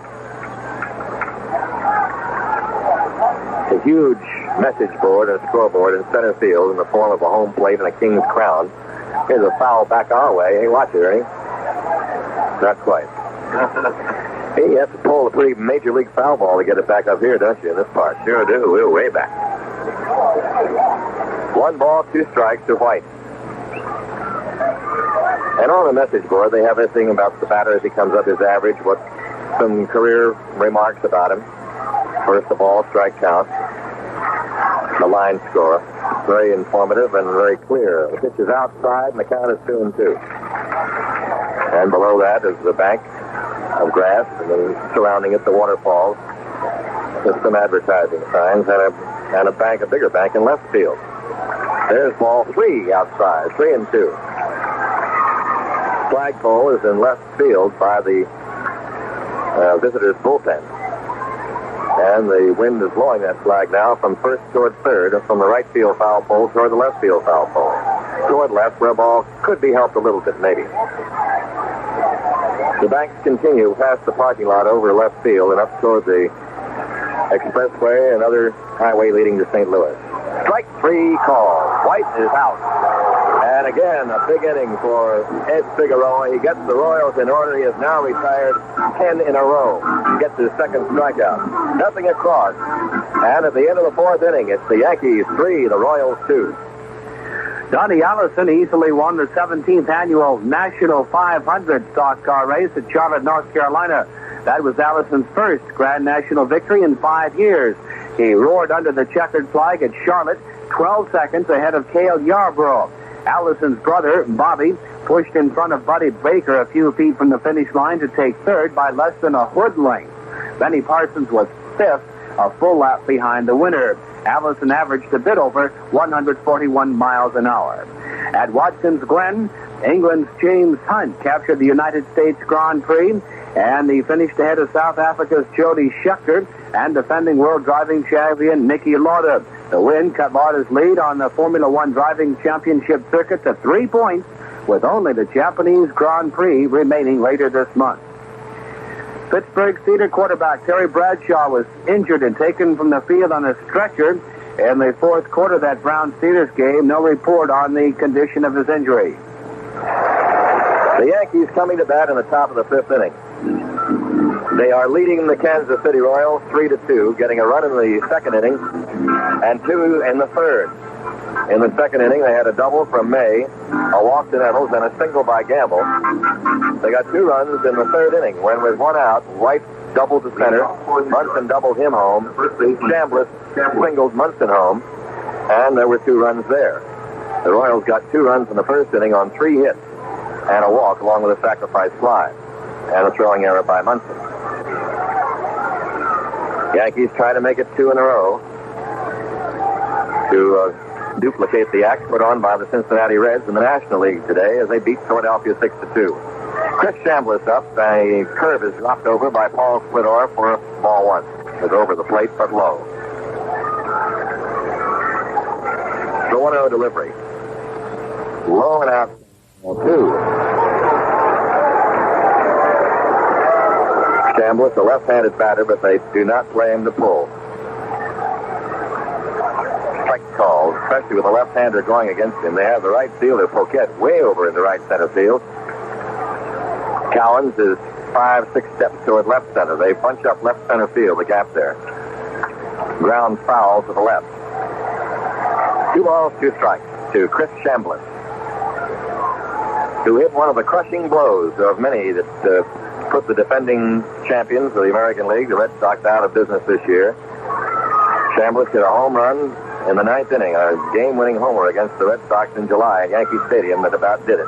Ground ball to first, picked up by the Mayberry, and he stepped on the bag alone to beat Chambliss. Chambliss grounds out to John Mayberry, and May is up. Carlos is perfect on the night. He doubled to left and scored, and he singled to right. So he's 2 for 2 in this series.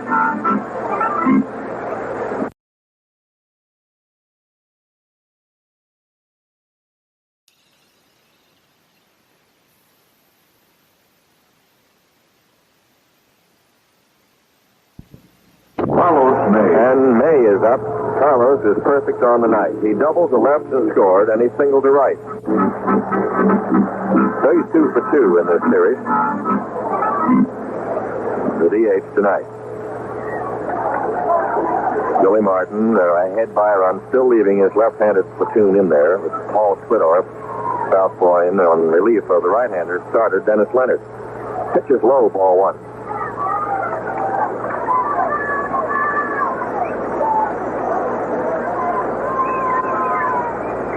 Fastball high, ball 2.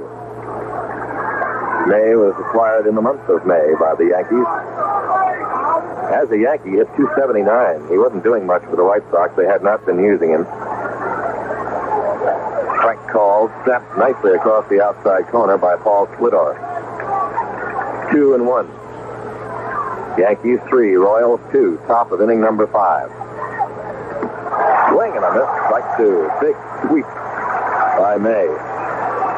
2 balls, 2 strikes.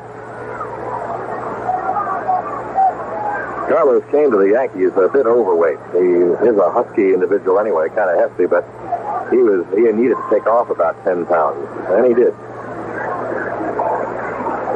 The inactivity over in Chicago had put them on, and he worked hard to get into fighting trim again. Count 2-2 on him. Splittor kicks and throws, and he misses low outside, ball 3. I believe Martinez thought they should have had that call. 3 balls, 2 strikes. 1 out. Yankees leading 3-2 as they bat in the 5th. Here it is. Foul out of the glove of Martinez, 3-2.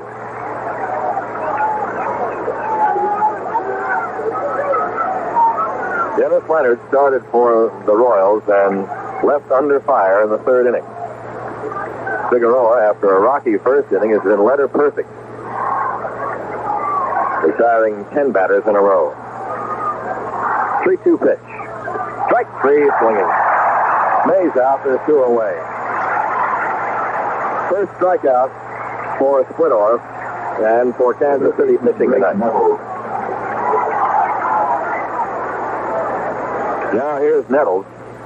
Greg has walked and flied out. 0 for 1. They do play him to full. Fastball outside to him, ball one. They do not overshift on him as they did with the right-hander Leonard in there, but they do still move him around a bit. Patek shading second base. It's low to Nettles, ball two, 2-0.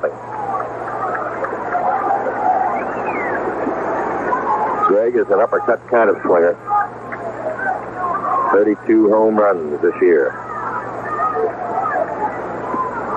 A wave on the breaking pitch, and the count is 2-1. Last Yankee to win an American League home run title was a fellow named Maris in 1961. Line drive, right field, base hit, dropped in there, rolling toward the wall, being played carefully out there by Poquette, and an easy stand-up double for Greg Nettles. There was a real double, a shot down the right field line. 2-out double by Nettles. The right fielder For the ninth Yankee hit. That's the third off Splittorff. The Yankees with a runner in scoring position and 2 outs, and Oscar Gamble up. Singled home a run his first time up in the second inning, and then flied out in the third.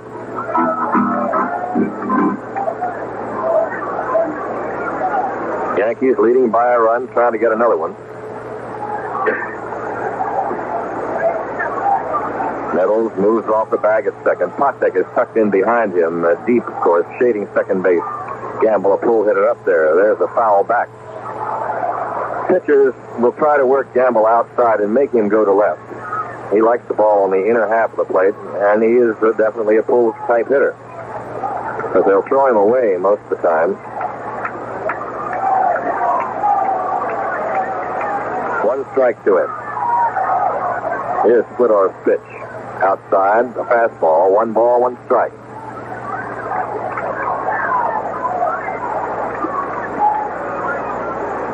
Frank White, the second baseman, way back, past that outside line. Pitch on an ordinary diamond might signify the skin part of the infield. Fly ball, left field. Under it, Jim Wolford. Waiting. He has got it. And that's all for the Yankees in the fifth inning. No runs, 1 hit. They leave 1. And halfway through the ball game, through the middle of the fifth inning, the score, the Yankees 3 and the Royals 2. The Royals official scorebook yearbook combination. So the Yankees are using pitching tonight after the first inning with Rufflin for Ed Figueroa. He has settled down and has put the ball where he wanted it for the most part. He is not an overpowering type of pitcher anyway. But through the course of a very fine 1976 season, he's shown what kind of pitcher he is. A very deceptive pitcher who hides the ball well, keeps the ball down, and induces ground balls. He won't strike out a lot of people, but he'll do it when he needed it. And he has fanned 2 so far. And the Yankees really has been the outstanding pitcher for New York in their drive to the American League East this year. Just about the stopper after a disappointing, in some respects, year for Catfish Hunter. Although Catfish showed the money pitcher he was yesterday. And the Royals facing a fellow like Figueroa will have their work cut out for him because he seems to be getting better now and is riding along very nicely, although it's just a 1-run lead. We'll see.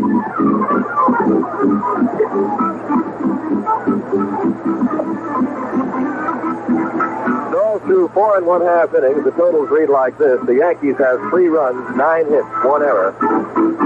And they have had people on base all over the place. They have left a total of 6, but they've gotten the 3 runs to put them out in front. The Kansas City Royals, 2 runs, only 3 hits, and they got all of those 3 hits in the first inning on Figueroa. They've made no errors, and they have stranded 2. And the 2 that they have stranded look very big right now because they trail by a run. So the Royals come to bat in the 5th inning with Freddie Patek heading it off for them, and heading it off for CBS Radio right now and carrying you through the second half of the game. The voice of the Detroit Tigers, Ernie Harwell. Thank you, Ned Martin, and hi again, everybody. Freddie Patek will try to break that string that Figueroa has now. He's set down the last 10 Royals in order.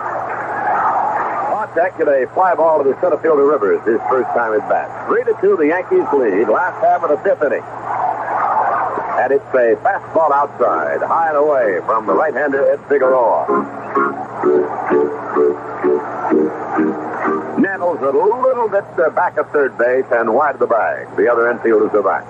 Pautek, right-hand batter, takes the strike. He started the bunt and took it on the inside corner. 1-1 the count on Fred. He's claiming that the pitch was high. We've had very few disputes in these two games so far. Now Fred steps away from the batter's box. He is a very difficult strike zone. Yeah, he is. You're not kidding.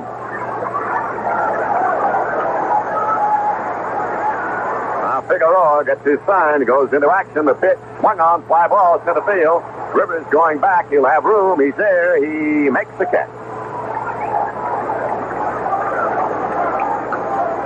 Catcher Martinez will be the next batter. Incidentally, the Yankees averaged 7 runs per game over their last 6 games of the regular season. They won 5 out of 6. And the Royals averaged only 2 runs per game over that same period. And they won 1 and lost 5. And they came into this championship series. Here's the right-hand batting Martinez at the plate.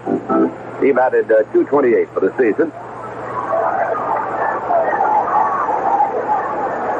Figueroa delivers, and it's a breaking ball over. Strike call. Yesterday, Martinez went 0 for 2.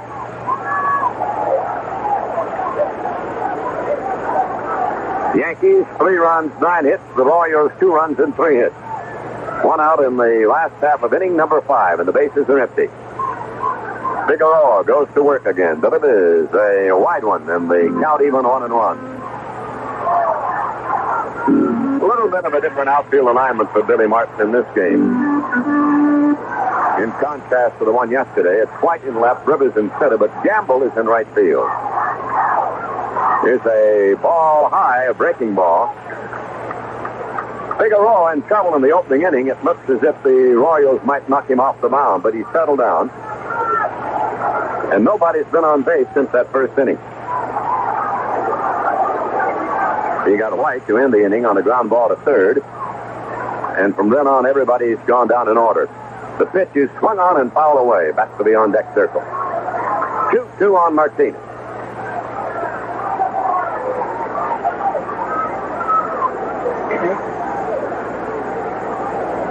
Cincinnati beats Philadelphia today.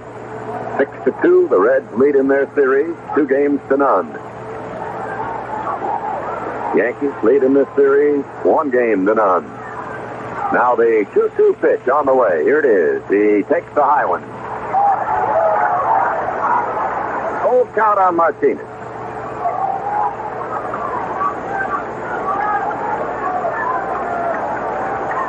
There'll be no game in this series tomorrow. Action will be resumed in New York Tuesday night. And the pitchers have been announced for that Tuesday night contest. Doc Ellis for the Yankees. Andy Hassler will pitch for Kansas City. Now the full count delivery. He swings, fly ball, hit into right field, fairly deep. Gamble goes back. He's there. He's waiting. He has it, and there are 2 down. Let's pause 10 seconds for station identification. This is the CBS Radio Network. This is the American Forces Radio and Television Service.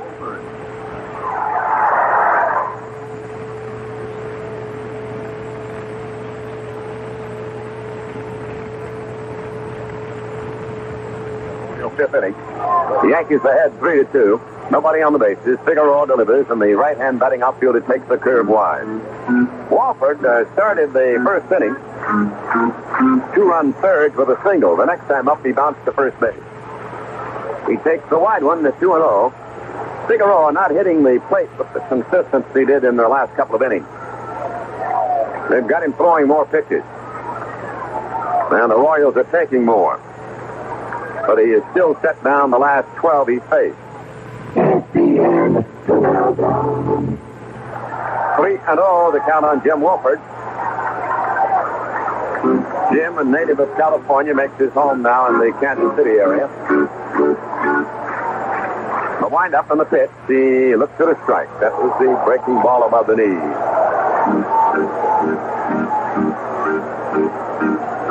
Outfield is a little bit to right. They've got Rivers slightly over in right center. The pitch on the way. Whopped him. That'll be the second walk of Ed Figueroa. The center fielder. After he had set down 12 in a row, he issues a walk to Wofford. Here's Cowan, who contributes a single to that two-run first inning.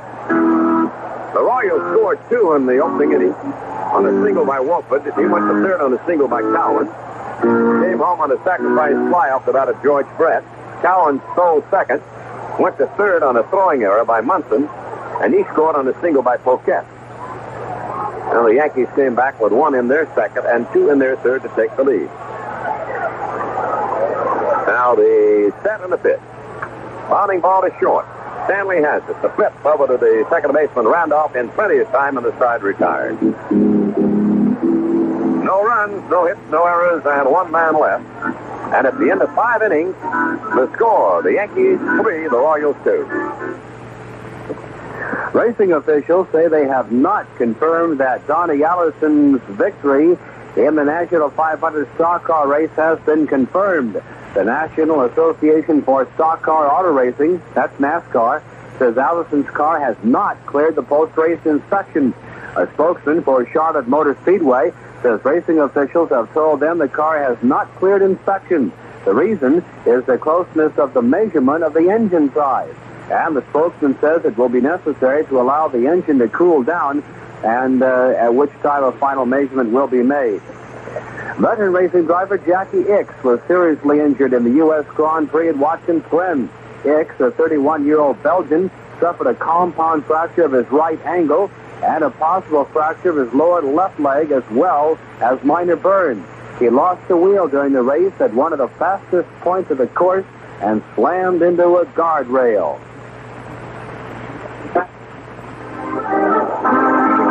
Fans be a World Series expert by knowing the history and events that make it America's top sports attraction. It's all inside the official 1976 World Series program, the one that's sold at the series. Get the full rundowns on the divisional winners. It's at selected newsstands, or send a check or money order for $2.50 to World Series program, Post Office Box 666, San Francisco, California 94101. That's World Series program, P.O. Box 666, San Francisco 94101. The proceeding has been brought to you on behalf of Major League Baseball.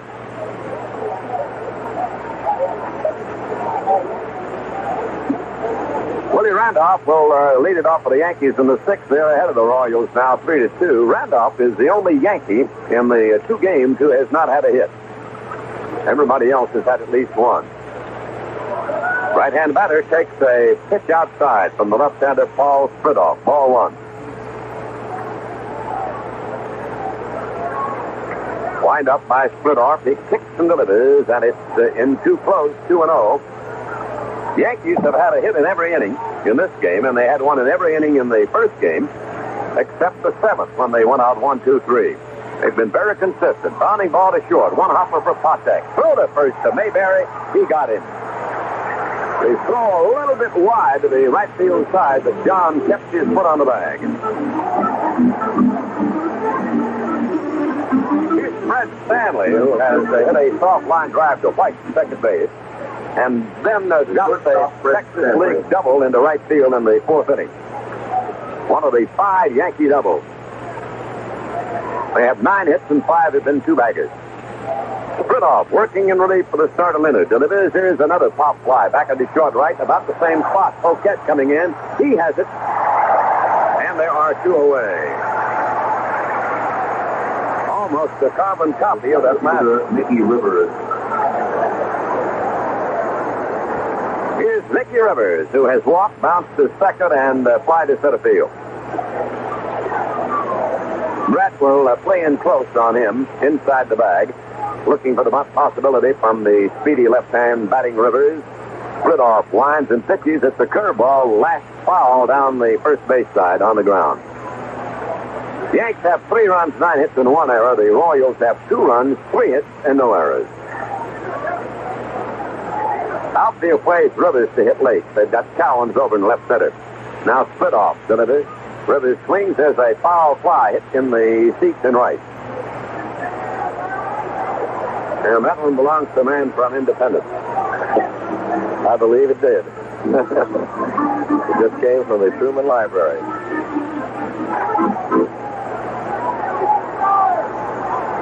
Now Mickey taking his time getting back to the batter's box. leadoff came in the game in the third. He's allowed 2 hits. 3 hits since he came in. There's a pitch outside. Gave up a single to May, the first man he faced. Then doubles by Stanley and Nettles. None doing any damage. Here's the pitch. Rivers swings, bounding ball, second base. White to his left has it. Throw to Mayberry. And the side out, 1, 2, 3. And at the end of 5 1/2 innings, the score, the Yankees 3, the Royals 2.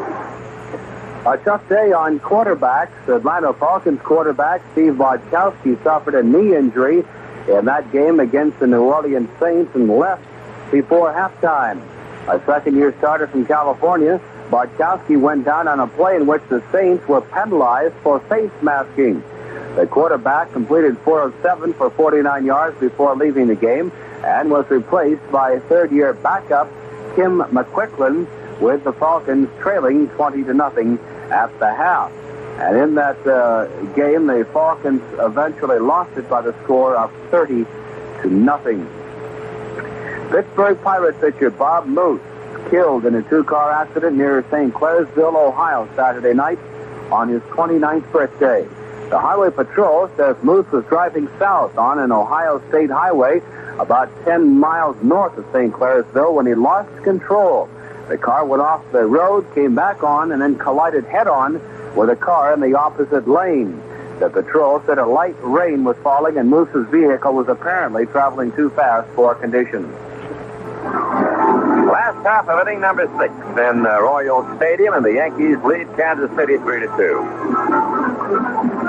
George Brett will lead it off. He'll be followed by Mayberry and McRae, the 3 best hitters on the Kansas City team, coming up now to look at the slants of Ed Figueroa. And quite a lot of flack over George Brett's argument with Billy Martin concerning his brother.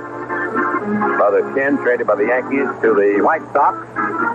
The leading brother combination in baseball history was the famous Delahaye family. They had 5 brothers. Big Ed, the most famous, he won a batting title in each league. Leading off for Kansas City. And the O'Neills, featuring Steve O'Neills and brothers, there were 4 brothers in that combination. And, of course, many famous duos, the Dean brothers, for instance. Well, Brett, the batting champion in the American League, drove in the first run for Kansas City with a sacrifice fly in the first inning. He bounced to second his next time up. Left-hand batter waiting, and Figueroa delivers. It's a strike on the outside corner. That was a changeup from Ed, one of the few he's thrown so far.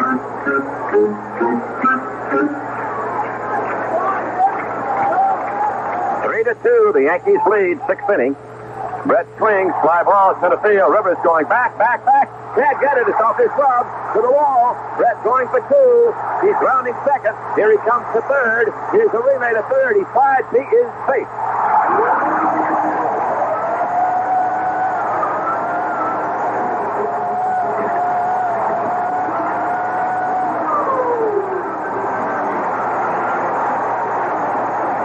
Rivers went back on the ball. Didn't get back far enough. Seemed to slightly misjudge it, then took a leap. Maybe tipped his glove, went all the way to the wall, and Brett legged it to third.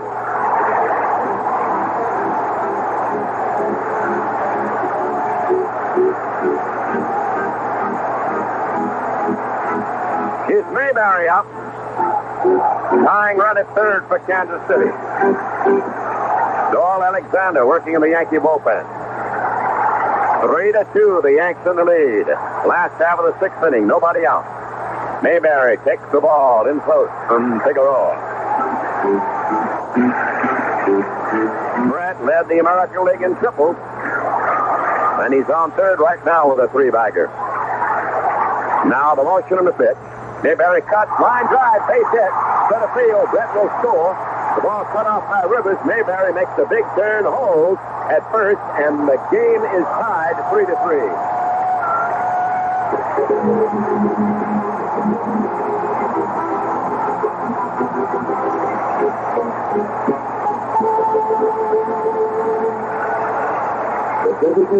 Mayberry weighs in with his first hit of this series. But a big one, it ties the game.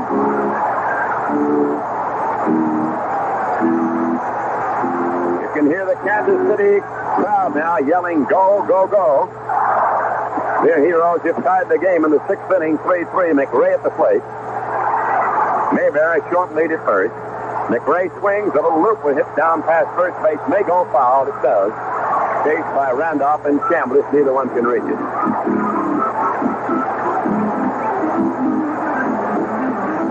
Kidrow working in the Yankee bullpen right now. They had him up earlier, as early as the 1st inning. Well, the Royals have bounced back with a run here to tie the game at 3-3, 6th inning. Well, they have Mayberry at first. Nobody out. Good hit and run man, McRae at the plate. Infield is in double play depth for the Yankees. McRae has walked and fanned so far. Now the step by Figueroa. He delivers. Here's a pop foul off the first. Chambliss digging near the seat, and he won't get it. It's just into the photographer's area in front of the field seat. Grant Jackson, the left-hander, has now joined with Kidrow in the Yankee bullpen.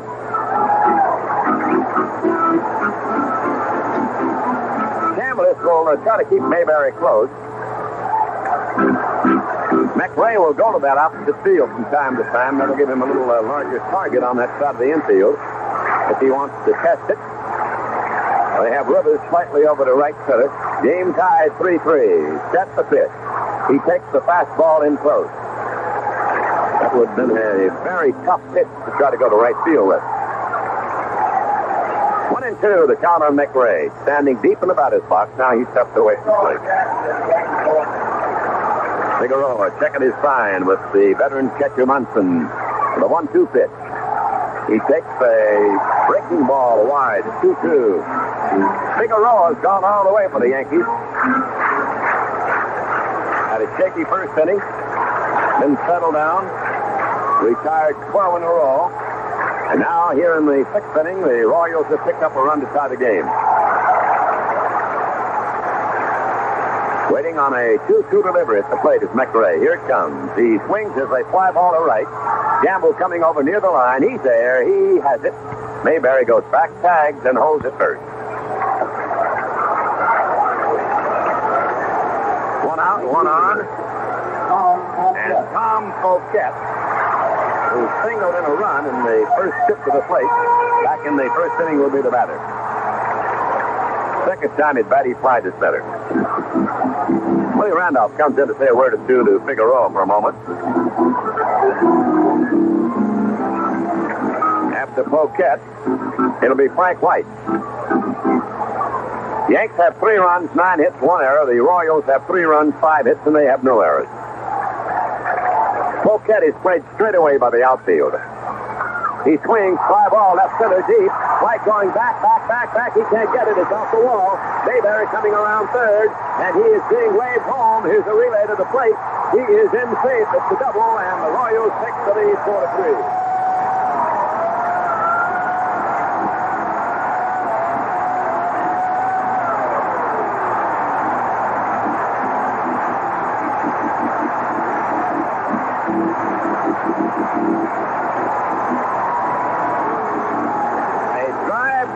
Center, off the bat of Poquette.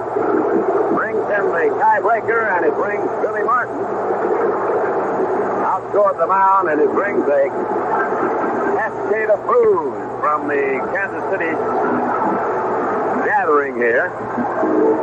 Billy is going to make a change. A motion to the bullpen. He has a Kidrow out there, a right-hander. And he has the left-hander, Grant Jackson. We'll just have to wait and see which it be. Going to bring Kidrow in, I believe, Ernie. You're tuned to your CBS radio network station for game number 2 in the American League playoffs, and that means you're tuned to the only radio spot for the World Series. Starting Saturday, October the 16th, CBS Radio Sports brings you exclusive play-by-play coverage. Follow the series on radio right here.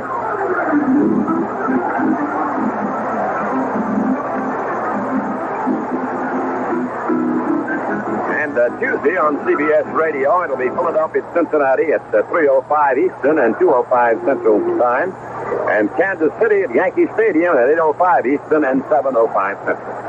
Your attention, please. All right, Ed Figueroa was breathing beautifully after the bad first inning. He went 12 batters without getting anybody get on base. Then Wolford broke that up with a walk in the fifth, but nothing happened. In this inning, though, Brett tripled, Mayberry singled, and after McRae flied out, Poquette has doubled, and Dick Tidrow is on. So Figueroa goes 5 1/3 innings, gives up 6 hits and 4 runs. He's responsible for a base runner.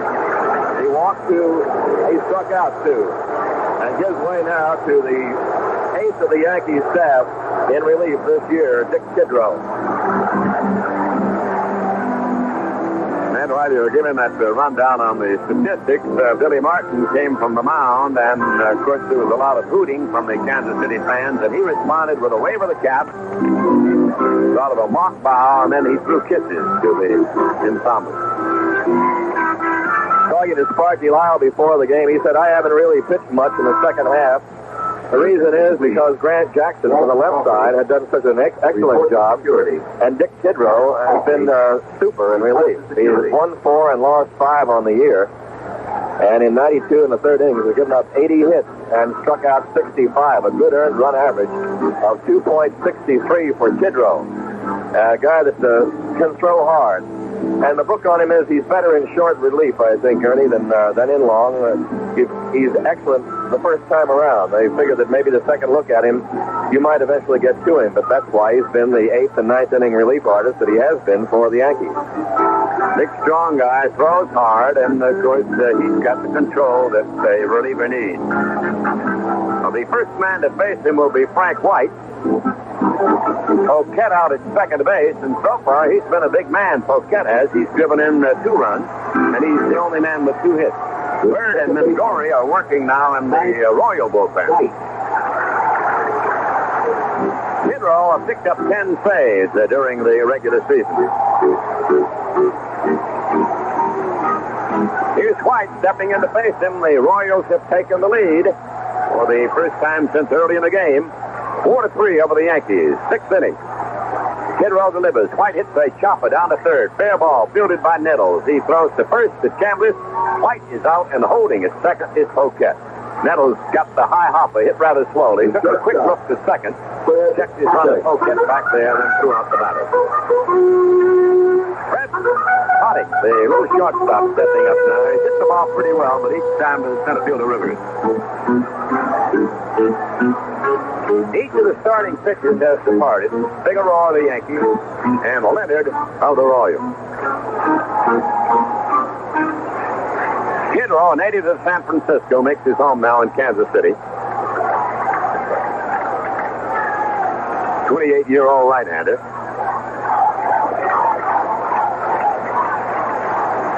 Had a couple of good years at Cleveland before the Yankees picked him up. There's a swing and a miss. That looks like his slot. He's got a sinking fastball and a good curve, and he'll use a screwball. That'll break in on a right-hand batter. Now the pitch. Swing, and he missed that one. 2 quick strikes. Tidrow in control here early after coming in relieving the starter Figueroa. 4-3, Royals lead New York. 6th inning. The big right-hander kicks and delivers. Here's a ball low. That was a breaking pitch. 1-2 on Fred Patek. Outfield plays Fred straight up. And the infield is back at this stage with 2 out, and Poquette trying to lead off second base. Here's the set, the pitch. He swings a pop foul. It'll reach the seat. 1-2 on Patek. Royals scored first in this game. They got 2 in the opening inning. The Yankees got 1 in the second, 2 in the third to take the lead. They held the lead until here in the 6th inning. That's when the Royals get pushed over 2. Tidrow checking his time with the Munson. It's a 1-2 count on Patek. The pitch is on the way. He swings at a bounding ball to short. Stanley gobbles it up. Fires over to Chambliss, who hobbled the ball, and he's safe. Chambliss had it and hobbled it. And on the third goes Patek. It was a good throw. He just the ball, and the contact lost the bag safely. It'll be an error charged to Chambers.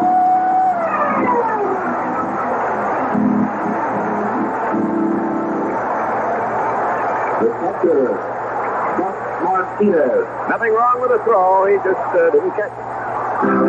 So here's Martinez, the catcher, Buck Martinez.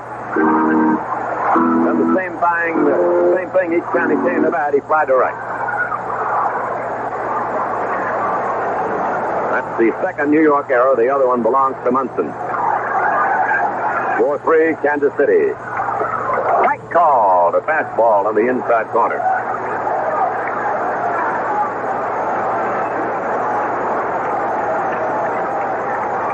Royals have a single, a double, a triple, and they've been safe on an error this inning. Right-hand batting, Martinez waiting. The pitch is cut on, and he didn't get it. It was in under the hands, the fastball. A pitch that's always hard to handle.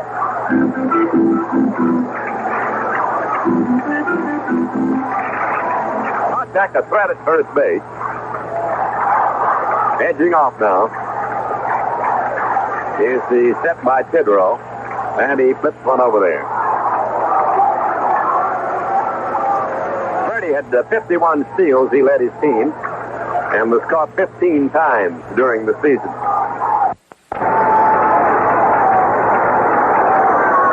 Now edging off again. Here's Tidrow's set position. Here he goes. The pitch is swung on. A fly ball hit back into short left. Stanley going back. White, the left fielder, coming in behind him. And now it's White. He'll make the catch.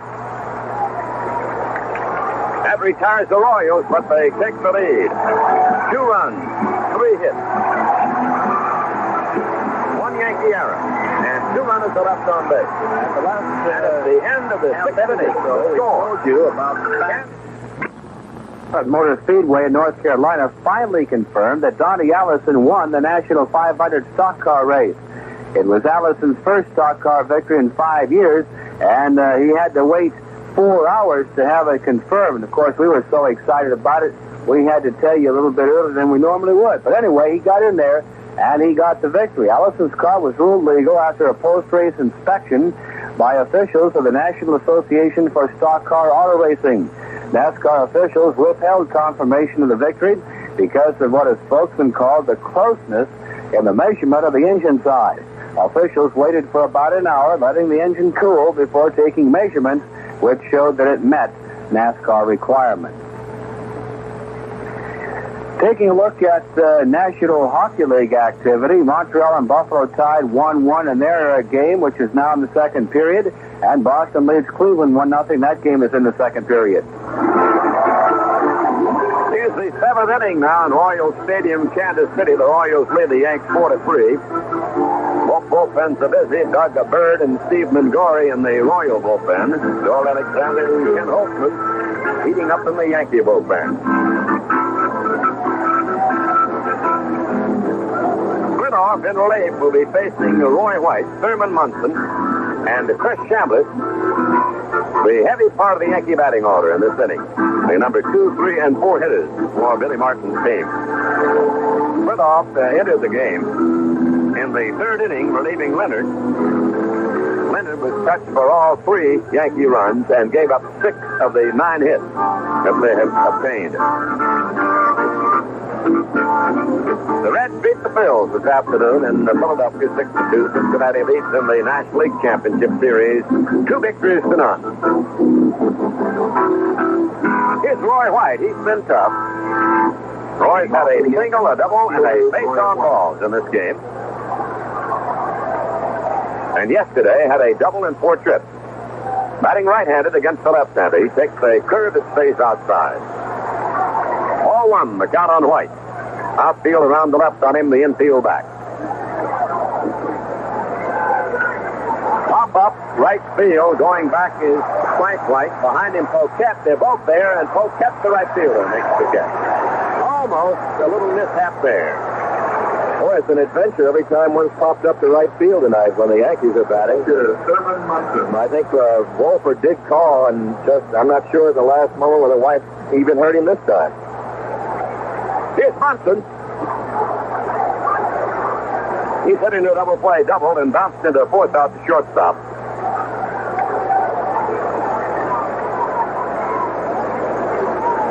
Big Husky right-hand batter. He's driven in over 100 runs in the past 2 seasons. Finished the season with a .302 batting mark. Bounding ball right back to Spinoff. Good stop. Throw to first. He's out. Oh, there are 2 quick outs in the Yankee 7th. Chris Chambliss will be the batter. Chris with a bounce to second, a single, and a ground out to first. The only Yankees without a hit tonight are Mickey Rivers. He's been on the walk. And Willie Randolph.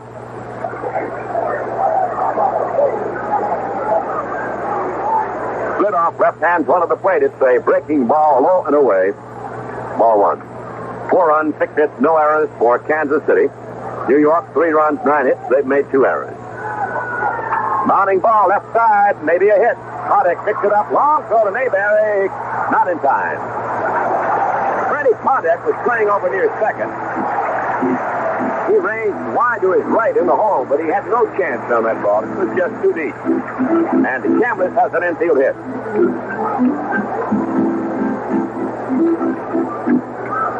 3 Yankees now in Mississippi. And here's the one of them, Carlos May. May and White and Chambliss. 2 down, a man on. That man at first base is the potential tying run for New York. Royals lead the Yanks 4-3, 7th inning. Split off, kicks and deals. Here's a bunt. It'll be foul over toward the Yankee dugout. A little surprise effort there by Carlos May trying to butt his way on.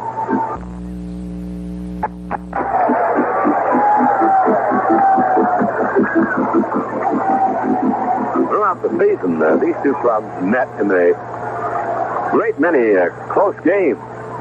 Oh, this is typical of the action when these 2 get together. There's a cut and a miss on a breaking pitch.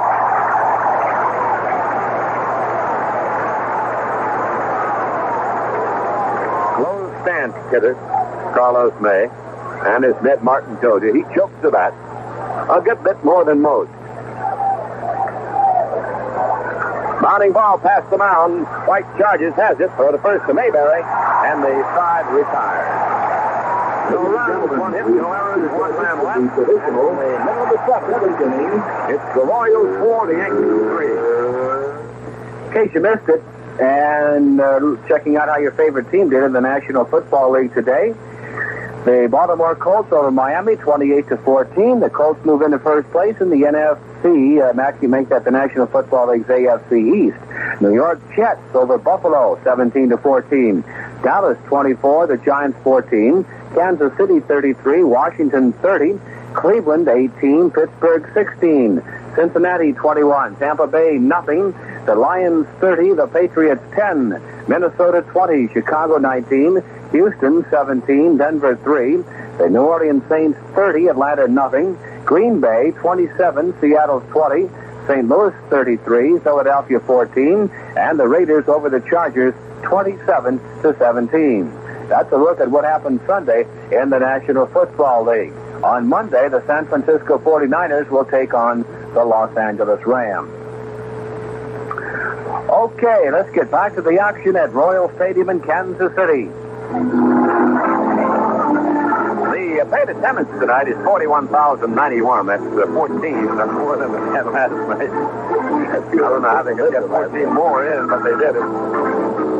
We were talking about the ball not carrying very well at night in this ballpark, and the Royals hit only 65 home runs in 1976. And at this stadium, there were 72 home runs hit. The Royals had 37, and the opposition hit 35. If you want to go back a ways, the Chicago White Sox in 1908 hit only 3 home runs for the complete season on the whole team in 154 games. Fielder Jones, Bill Isbell, and the pitcher Ed Walsh. 3 home runs for the whole team. Jim Wolford will lead it off. He's the right-hand batting outfielder. Royals ahead 4-3. Kidrow in relief for Figueroa. He pitches. There's a bounding ball. Deep short. Stanley backhands it. Here's a throw to first to Chambliss. Got him. It was close. You need a strong arm on this tartan turf net, and he showed us one then. Patek, usually the shortstop of the Royals is considered one of the strongest shortstop arm, but Stanley kind of grows on you. The more you see him, the more you like him. And when the season started, he really didn't have the job. It was sort of a platoon affair between him and Mason. Here's Cowan. He's had a single in 3 turns at bat. Single in the first inning and then bounced to short the next 2 times. Kidrow, the big right-hander, now winds and delivers, and Al Cowan takes the fastball, high ball 1. 4-3. The Royals lead the Yanks in the 7th inning. Outfield straight up on Cowan. He stands deep, swings and fouls it away. 1-1 the counter now. The only Royal with 2 hits is Poquette. He's driven in 2 runs with a single and a double. The other hits belong to the first 4 men in the batting order, 1 apiece. Wolford, Cowan, Brett, and Mayberry. Here it comes. He swings with a bounding ball to short. There's Stanley over again to his right. Has it. Long throw, and Chambliss drops the ball. Safe at first is Cowan. He ran into Chambliss, and Chris couldn't hold on to the ball. We'll wait for the scorer. There have been 2 Yankee errors already, one by Munson and one by Chambliss. Throw was off to the first base side a little bit, and it forced Chambliss to go over there with his gloved hand, and he was jostled by the runner, I believe. That's right, Ned. He had to reach up, and then the runner, Cowan, ran into the ball. Here's George Brett at the plate.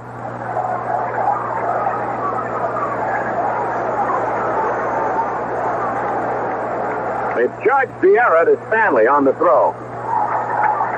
Chambliss had to reach for it, and that's the reason the shortstop got the error. Throw to first. Back in time is Cowan. That's the 3rd miscue by the Yanks. Royals lead New York 4-3, 7th inning. 1 out, Brett at the plate. He has a triple in the sacrifice, and he's bounced to second. Throw to first again. And Cowan's back in time. He's a good runner. Only 2 runners on this team go on their own. Freddie Patek and Amos Otis. Otis is out for the series with an injury. Now the pitch to Brett is outside. Well, the Kansas City system for steals is this. With everybody except Patek and Otis, for each hitter they'll give a sign saying you can go. If you don't get that sign, you don't go. There he goes. The pitch is swung on and missed. So the second is not in time. It gets by. Goes into center field. Randolph couldn't hold it. Getting up and moving to third is Cowan. Man on third. 1 man down for Kansas City. It'll be a throwing error. Charged to Munson. And Cowan will pick up the stolen base.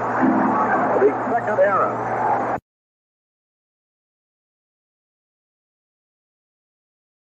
Down for Kansas City. It'll be a throwing error. Charged to Munson. And Cowan will pick up the stolen base. The second error for Munson in this game. They said they were going to run, Ernie, and they have turned it to their advantage tonight, and they're on the attack now and forcing the bad throws by Munson. Each time Munson made that bad throw, it was a stolen base for Cowan. In the first inning and here in the 7th. Now the Yankees are going to be forced to pull their infield in. 1-1 pitch to Brett. He backed away.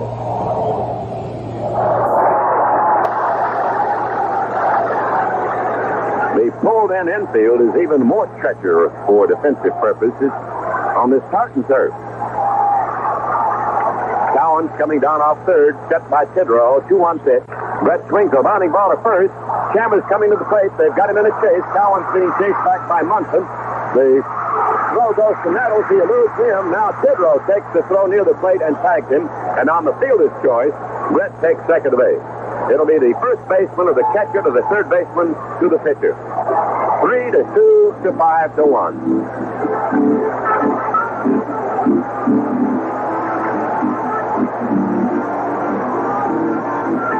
means that the Royals end up with a man at second and 2 down. And the batter will be Mayberry, who picked up his first hit of the series with an RBI single in the 6th inning. Mayberry. That drove Brett home with what was the tying run at that point. 4-3, the Royals lead the Yanks now. Randolph is very deep. He's out in right field on Mayberry. They're not over-shifting on him with that man at second base. Brett getting a king-size lead down our second. Kidrow gives him a look, and he moves back slightly.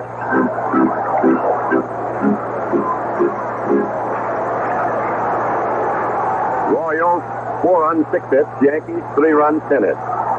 Mayberry waits on the first pitch. Swing and a bounding ball. Deep right field, knocked down by Randolph. Throw to first. He got him. And playing the position paid off. He threw him out from short right field. Great play by Willie Randolph. No runs, no hits, 2 errors, 1 man left. And at the end of the 7th inning, Royals 4, Yankees 3. The Royals, who come back in this ball game, have to rely, as they say, on running, which they've exhibited tonight. Although the play just recorded, the one before the fine play by Willie Randolph, showed questionable judgment in sending the runner home. Cowens was a dead out in the rundown. It didn't matter if the runner got to second base on the fielder's choice. They still knocked down a runner at third. You'd rather have him hold there, I would believe, with a drawn-in infield. And Mayberry, Chambliss, would have had to make the play alone on Brett. You'd still have a runner at third where a wild pitch or an error or something like that might get him home. But the Royals will run, and they have run tonight. They've done it all season long, and they call themselves a 90-foot ball club, meaning they don't hit many home runs, which they don't. They're not that kind of a club at all. They will run on you. They'll hit and run. They'll steal, and that is the way they play the game on this Carson turf, like so many National League clubs do. So watch for more of it in the series.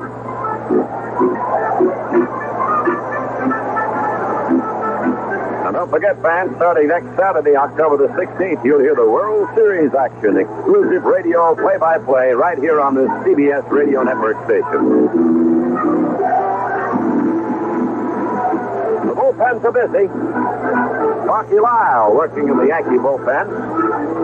And in the Kansas City bullpen, it's Doug Bird and Steve Mendoza. They've both been playing for quite a while. Great play there by Willie Randolph for staving off another Kansas City run. As we told you, he's stationed himself out in right field. And Mayberry hit the ball in a spot that ordinarily would have been an easy and clean base hit. But Randolph ranged wide to his left. His glove side grabbed it, fell down almost, and threw the man out at first base. Oh, that keeps it a 1-run margin for the Royals, 4-3. The Yankees batting in the 8th.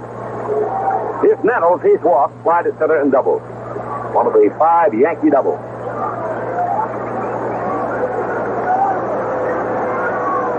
Left-hand batting third baseman. He takes the ball. It's over but low. Ball 1. Leonard started for KC. Split off relieving him in the 3rd. Wind up. Here's the pitch. He takes the cut, misses. Tried to hold up, but he went across.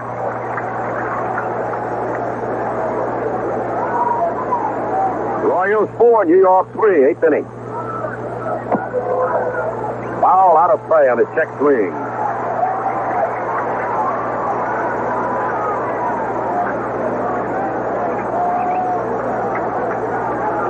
Yankees have out-hit their opponent, and it's the 6th. Here's the motion by Spinoff. He pitches. Here's a bounding ball past the mound. Potek charges near second. Flips it over to Mayberry. Got him.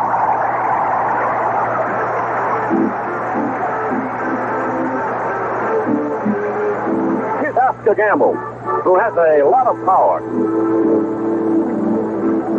Oscar with a single to second. He's flat out the next 2 times. Once to center, once to left. Royals ahead, 4-3. It's the 8th inning. The Yankees at bat. They've got the bases empty and 1 away. Gamble is scraping around now with his spikes, not quite set against the left-hander Split-Orf. Oscar started because a right-hander started for KC, but Martins kept him in there. There's a little number hit foul back of the plate. That one just skidded off the end of the bat.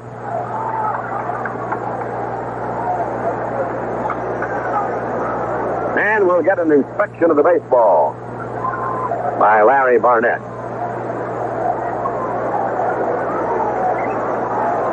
And he'll toss that one out of play.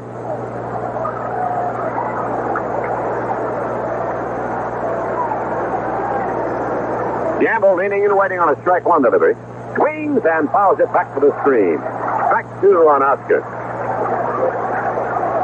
Since they've remodeled the Yankee Stadium, Gamble has hit some of the longest drives in that ballpark.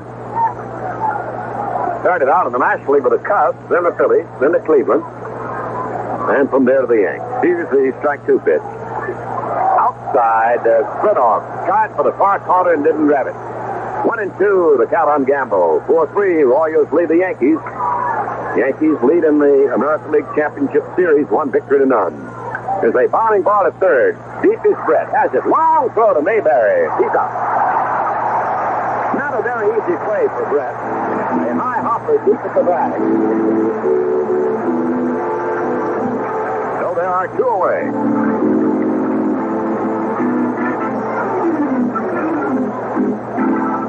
Interesting matchup there in the series between the two third basemen. George Brett seems to have forgotten that first inning yesterday. He's playing well down there now. Here's Willie Randolph now, 0 for 3. Right-hand batting second baseman takes the strike. Still the only Yankee without a hit in the two games. Split off, kicks and delivers. Here's a changeup that's low. 1-1 the count on Randolph.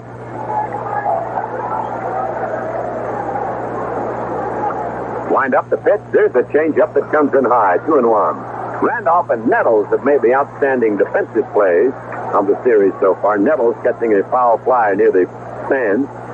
Randolph throwing out Mayberry in the last half inning. There's a fastball wide. 3-1 the count on Willie.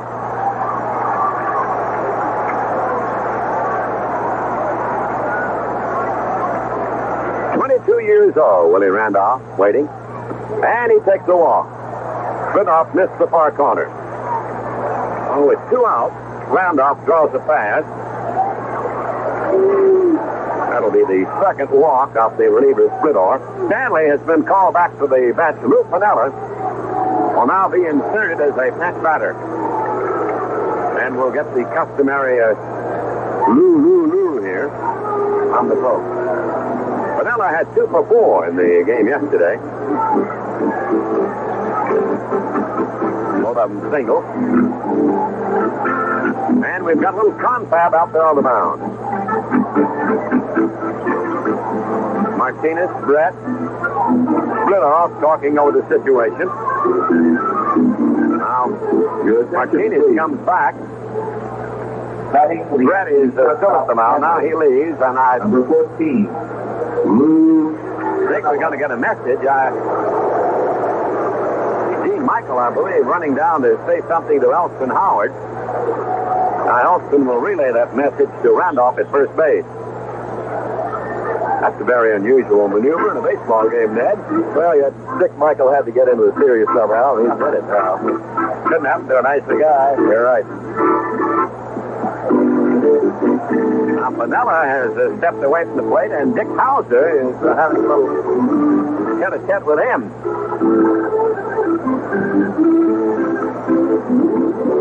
Well, they say don't take a chance. If you're not quite sure, ask and get it from the horse's mouth. Oh, here's Piniella at the plate. He hit .281 in the regular season. Out the year before with an inner ear problem. Digging in now, standing deep at the plate. And the flip is over to first base. They're trying to keep Randolph close. Keeps back in time. Royals lead New York 4-3. The Yankees are batting in the 8th inning here in Kansas City. 2 out on the man at first base. Another throw to first, and he's back. Randolph with 37 steals this year. He was caught 12 times. And 4 out of 5 against the Royals. He's got a good lead. He doesn't go. The pitch is a strike. slipped the fastball through there and hit the outside corner on Piniella.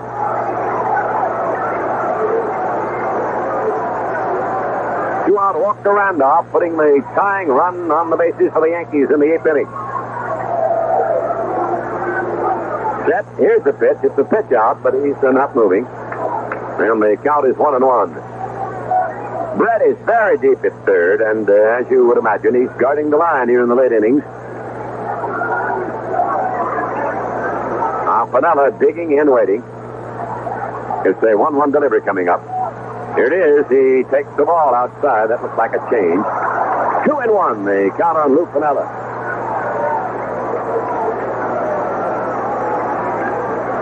And Martinez wants another confab with his pitcher Splitor.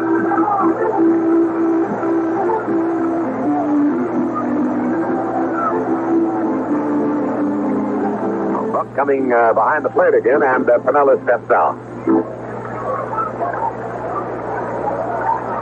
Randolph trying to lengthen his lead at first base. Now split off the left-hander, looks over there. And the pitch. Piniella takes the ball outside. 3-1.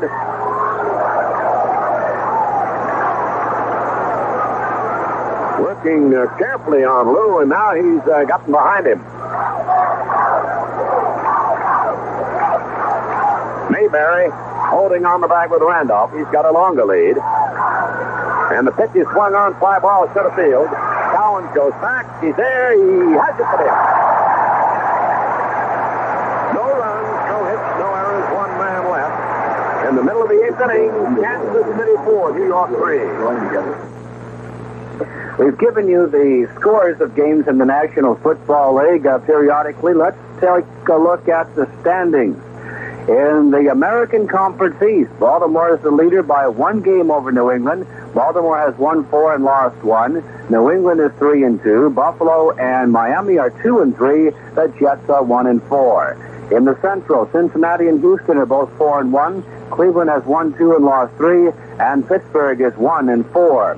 In the West, Oakland is the leader with a 4-1 record. Denver and San Diego are 3-2. Kansas City is 1-4, and Tampa Bay is 0-5. In the National East, Dallas the leader at 5-0, the only unbeaten untied team in the National Football League. St. Louis is 4-1, Washington is 3-2, Philadelphia is 2-3, and the Giants are 0-5. In the Central, Minnesota is 4-0, Chicago is 3-2, Detroit and Green Bay are 2-3. In the West, Los Angeles is 3 wins, no losses, and a tie. San Francisco is 3-1. Those two teams will meet at Memorial Coliseum in Los Angeles Monday night. New Orleans is 2-3. Atlanta is 1-4, and Seattle is 0-5. 2 errors by Munson. 1 by Chambliss, and 1 by the now departed shortstop Fred Stanley.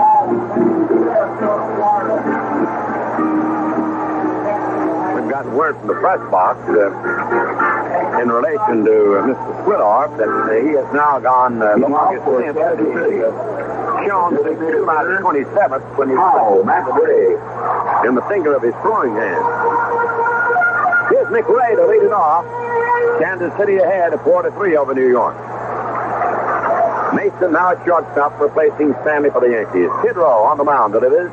McRae hits one down toward third. Nettles has it wide of the bag, flips it over to Chambliss, and there's one away. Well, here is the hitting hero so far for the Royals coming up. Tom Poquette. He's had a single and a double. He's driven in 2 runs. He's the only Royal with more than 1 hit.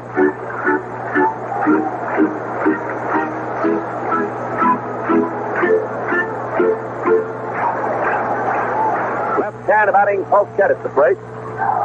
Kidrow in relief for Figueroa. He came on in the 6th inning. And the big right-hander kicks and fires. It's a curve in close. Ball 1 the count.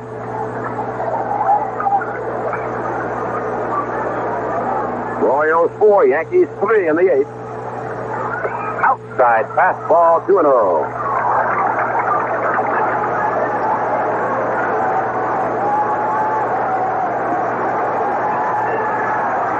left-handed batter waiting on the next one. Here it comes. He takes the wide one. 3-0 the count. Well, the 7 runs in the game are charged to the 2 starting pitchers so far.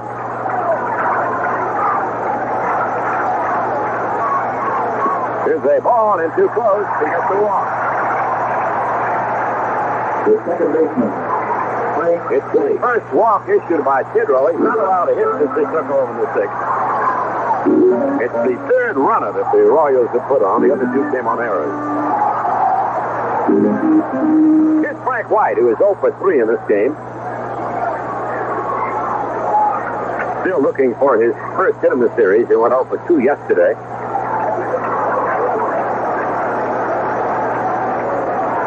Cat trying to get a lead. He's not off very far. Campbell is holding on the bag with him. Right hand batting White at the plate. And he takes the ball in close.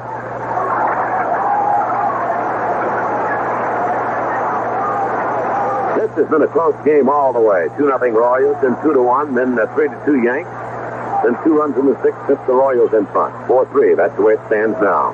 Little lob over to first base by Tidrow. The runner Poquette back with ease. Yankee outfielders is shading White around toward right just slightly. Runner goes, the pitch out. He swings and fouls it away. White, protecting that runner, reached out and fouled it away. After Munson called for the pitch out.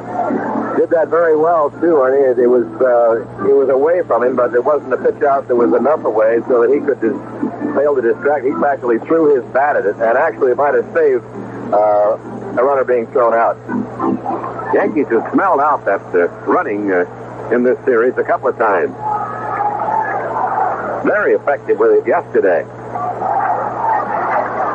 Now White waits on a 1-1 delivery from Tidrow. The throw goes to first instead, though, and Poquette is back easily. Kansas City leading 4-3. They're about to be inning with a man on and a man out. There he goes. The pitch is swung on, hit the right field, but it'll be foul. Hitting the barrier in front of the seats and then bounding back on the playing field where Gamble tosses it back. Royals have a lot of hitters who can go to the opposite field. That's the philosophy of the batting coach, Charlie Lau. And these players are very high on Charlie. They'll listen to him, and they'll follow his precepts as far as hitting's concerned. He believes in not letting the batter overswing. Meet the ball, not strive for the home run all the time. So the first, he's back in time.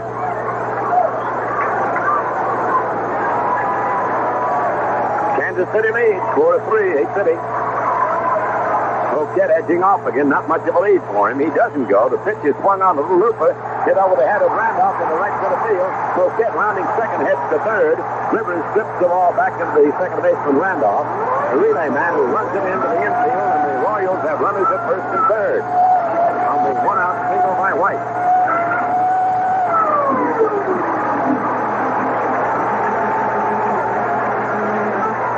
That brings up Freddie Patek. Freddie 0 for 3 in this game. He slided center twice. He was safe on the error committed by the first baseman Chambliss. Nettles comes over to talk with his pitcher Tidrow for a moment. Patek had 1 hit for 3 yesterday. They're going to pull the infield in about halfway.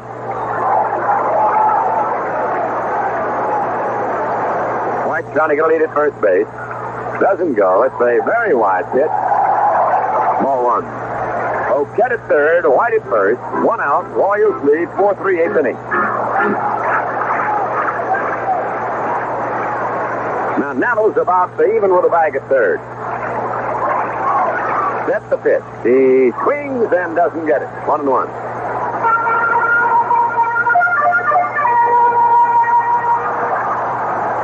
Kansas City trying to add to that 1-run margin here in the last half of the 8th inning.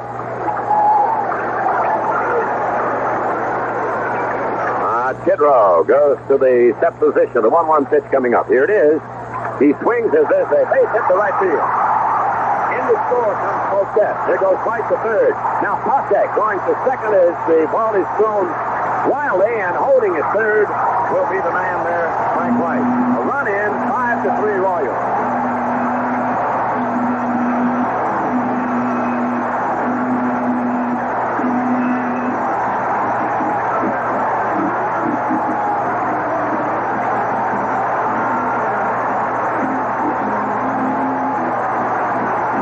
will be scored as a single and an error charged to Gamble, who charged the ball and bobbled it, allowing Potek to take second base. It'll be an RBI for Freddie. 5-3, the Royals in the lead.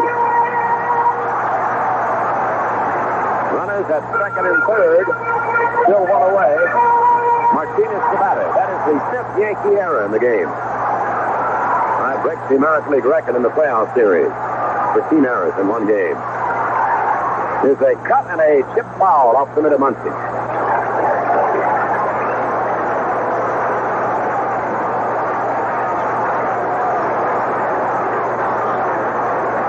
The Royals now have 8 hits to push their 5 runs in. They've got a 2-run lead, 5-3. Yankees continue to play their infield in close. White at third. Potek with a big lead at second. Figueroa pitches. Martinez swings and misses on a breaking ball. Strike 2.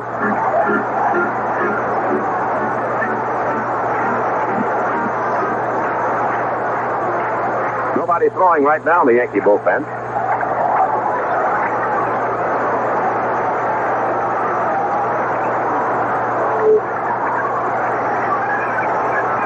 Figueroa ready, delivers. Martinez hits the little pop fly back at first. Chambliss digging hard. He can't get it. He's 1 run. White scores. Here comes Potek. He scores. The throw goes to Mason. He's chasing the runner back to first base. Martinez makes it safely. Munson came over, but not in time. 2 more runs in, and the Royals lead the Yankees 7-3.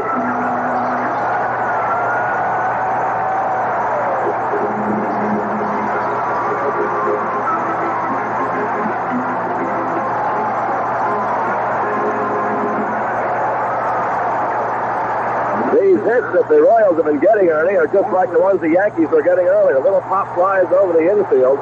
But I think the Yankees have discombobulated them so much themselves, so much in the field, they don't know what to do. It's Jim Alford at the plate now, the leadoff man. 7-3, the Royals ahead. There's a pitch in too close.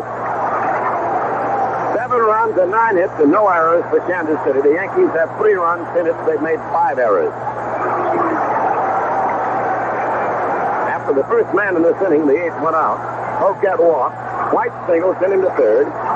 He came home on a single by Potek. Potek went to second on the error by Gamble, and both came in on a single by Martinez. Mounting ball hit sharply toward Randolph. He goes to Mason for 1. Here's no relay as a roll by Martinez kept the Mason from relaying and picking up the DP. So there's 1 on, 2 out, and the batter will be Cowan. Let's pause 10 seconds for station identification. This is the CBS Radio Network. This is the American Forces Radio and Television Service.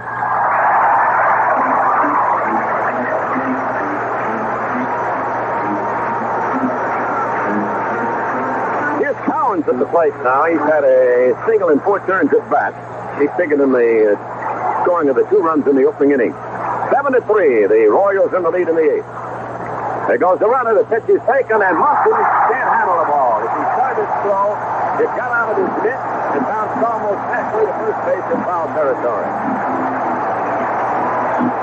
That'll be a steal for Jim Walford.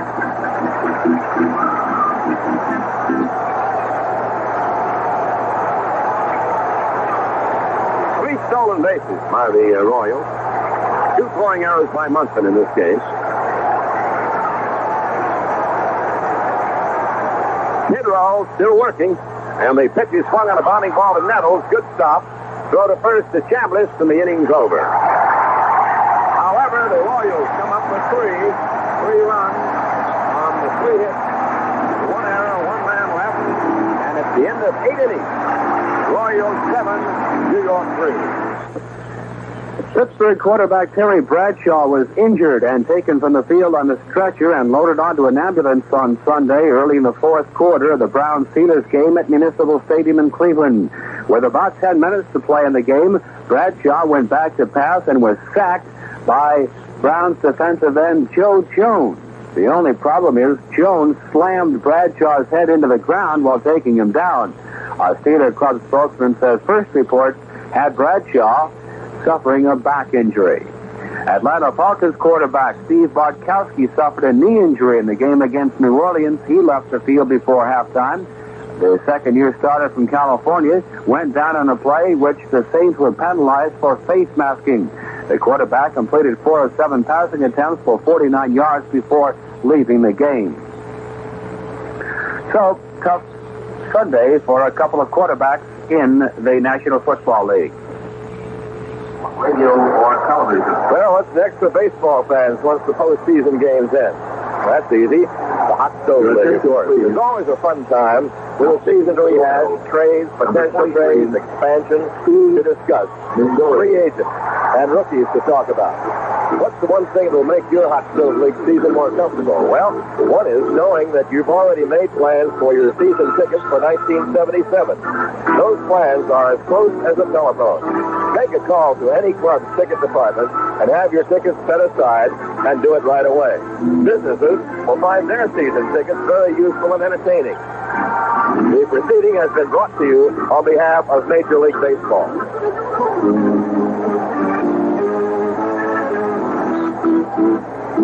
New pitcher for Kansas City with the Yankees batting in the ninth inning and the Royals leading 7-3. It's the left-hander Steve Mengori, who during the 76th season picked up 10 saves and had a record of 5 wins and 5 defeats. Mengori, a native of Kansas City, Missouri, getting a relief assignment here in the second game of the championship series. Off went 5 2/3 innings, and he allowed no runs, The center fielder. struck out 2 and walked 2. Gave up 4 hits. Mickey Rubbers will lead it off in the ninth. 7-3, the Royals ahead. The left-handed pitches, and Rivers hits a bounding ball to short. Potek charges, fires to Mayberry. He's out. Got the speedy Rivers by a half a step at first base. It's been Leonard, Figueroa, and Mengori for the Royals. The Yankees have used 2 pitchers, Figueroa and Tidrow. Here's Roy White, the switch batter. Roy's had a single, a double, and a walk, and he's fly to right.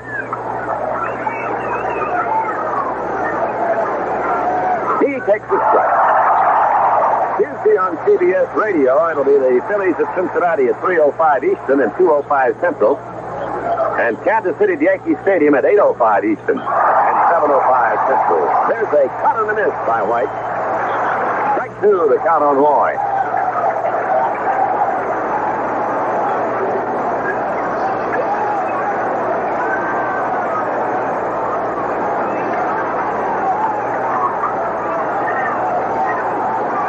Digging in right-handed now, 1 out of the ninth inning, 7-3 Kansas City lead. Here's the screwball bending down and away from the right-hand batter. Mengori, M-I-N-G-O-R-I, Steve Mengori.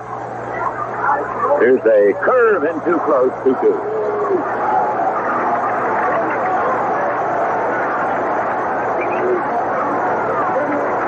Steve with the Indians for a couple of years. Now checking his time with Buck Martinez on the 2-2 pitch. White swings as a long foul drive. It'll be in the seat. Got well out in front of that one and pulled it too much. Royals got 2 in the first, 2 in the sixth. The 2 in the sixth sent them into the lead, 4-3 at that point. And they've added 3 in the 8th inning, and now the Yankees are batting in the 9th. Foul out of play. It'll be on the screen behind the plate. 2-2 the count on White.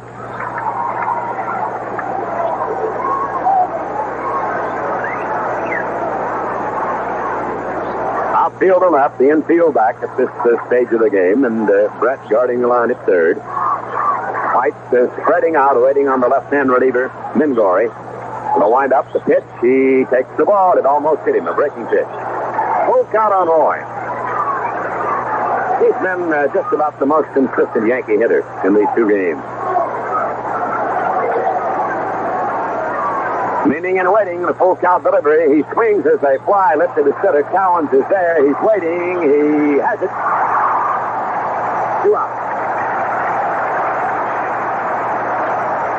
Thurman Munson, the catcher.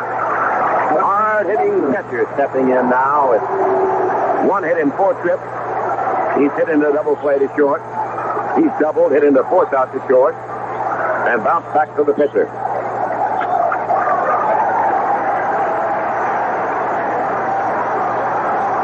Wind up in the pitch. Munson taps it foul.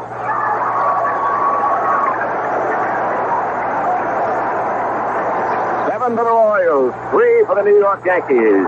2 down in the 9th inning for the Yanks.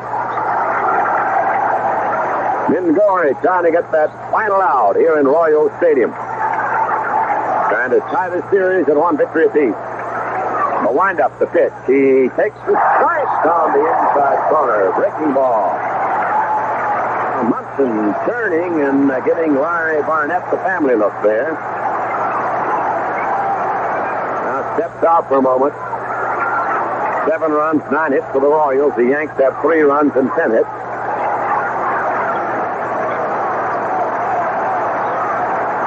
Mingori tugging his cap. He needs 1 more strike. 2 down in the 9th inning. Here's the motion. Here's the pitch. Swing. There's a fly ball to center. Off the glove of Patek. He went back and almost had it. Hit his glove and bounded away from him. Little humpback liner. Freddie got back, got his glove on it, but couldn't hang on. And the Yankees stay alive here. That'll be a single.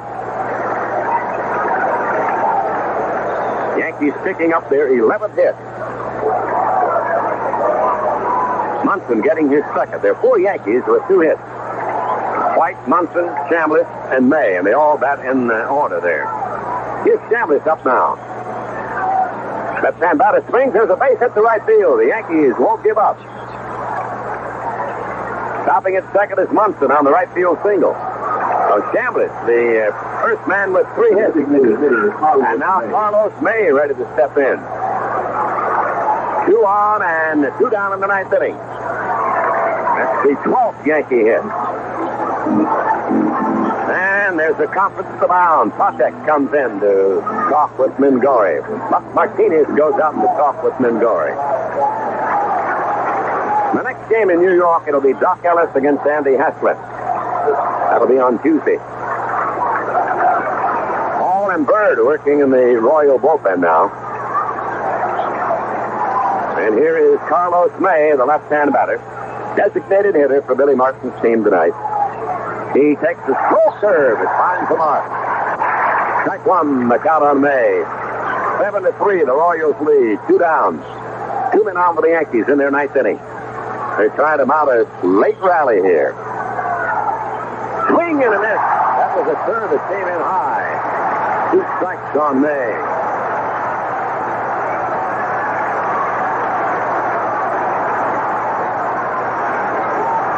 Cut of the cap by Mingori. Little left-handed second is fine now with Martinez. He sets. He pitches. There's a swing and a miss. It's over. And the Royals have even the series.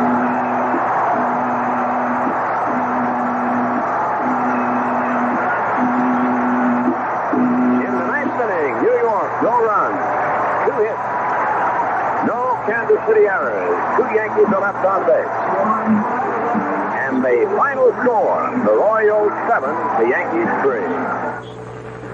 So the Kansas City Royals coming through with a big victory over the New York Yankees, 7-3. And as a result, Kansas City has evened this series at 1 game apiece as the action will resume Tuesday at Yankee Stadium. That will be an evening game at Yankee Stadium on Tuesday, October 12th. That will be, of course, 00:15 GMT on Wednesday. That game will be heard on the AFRTS Parade of Sports.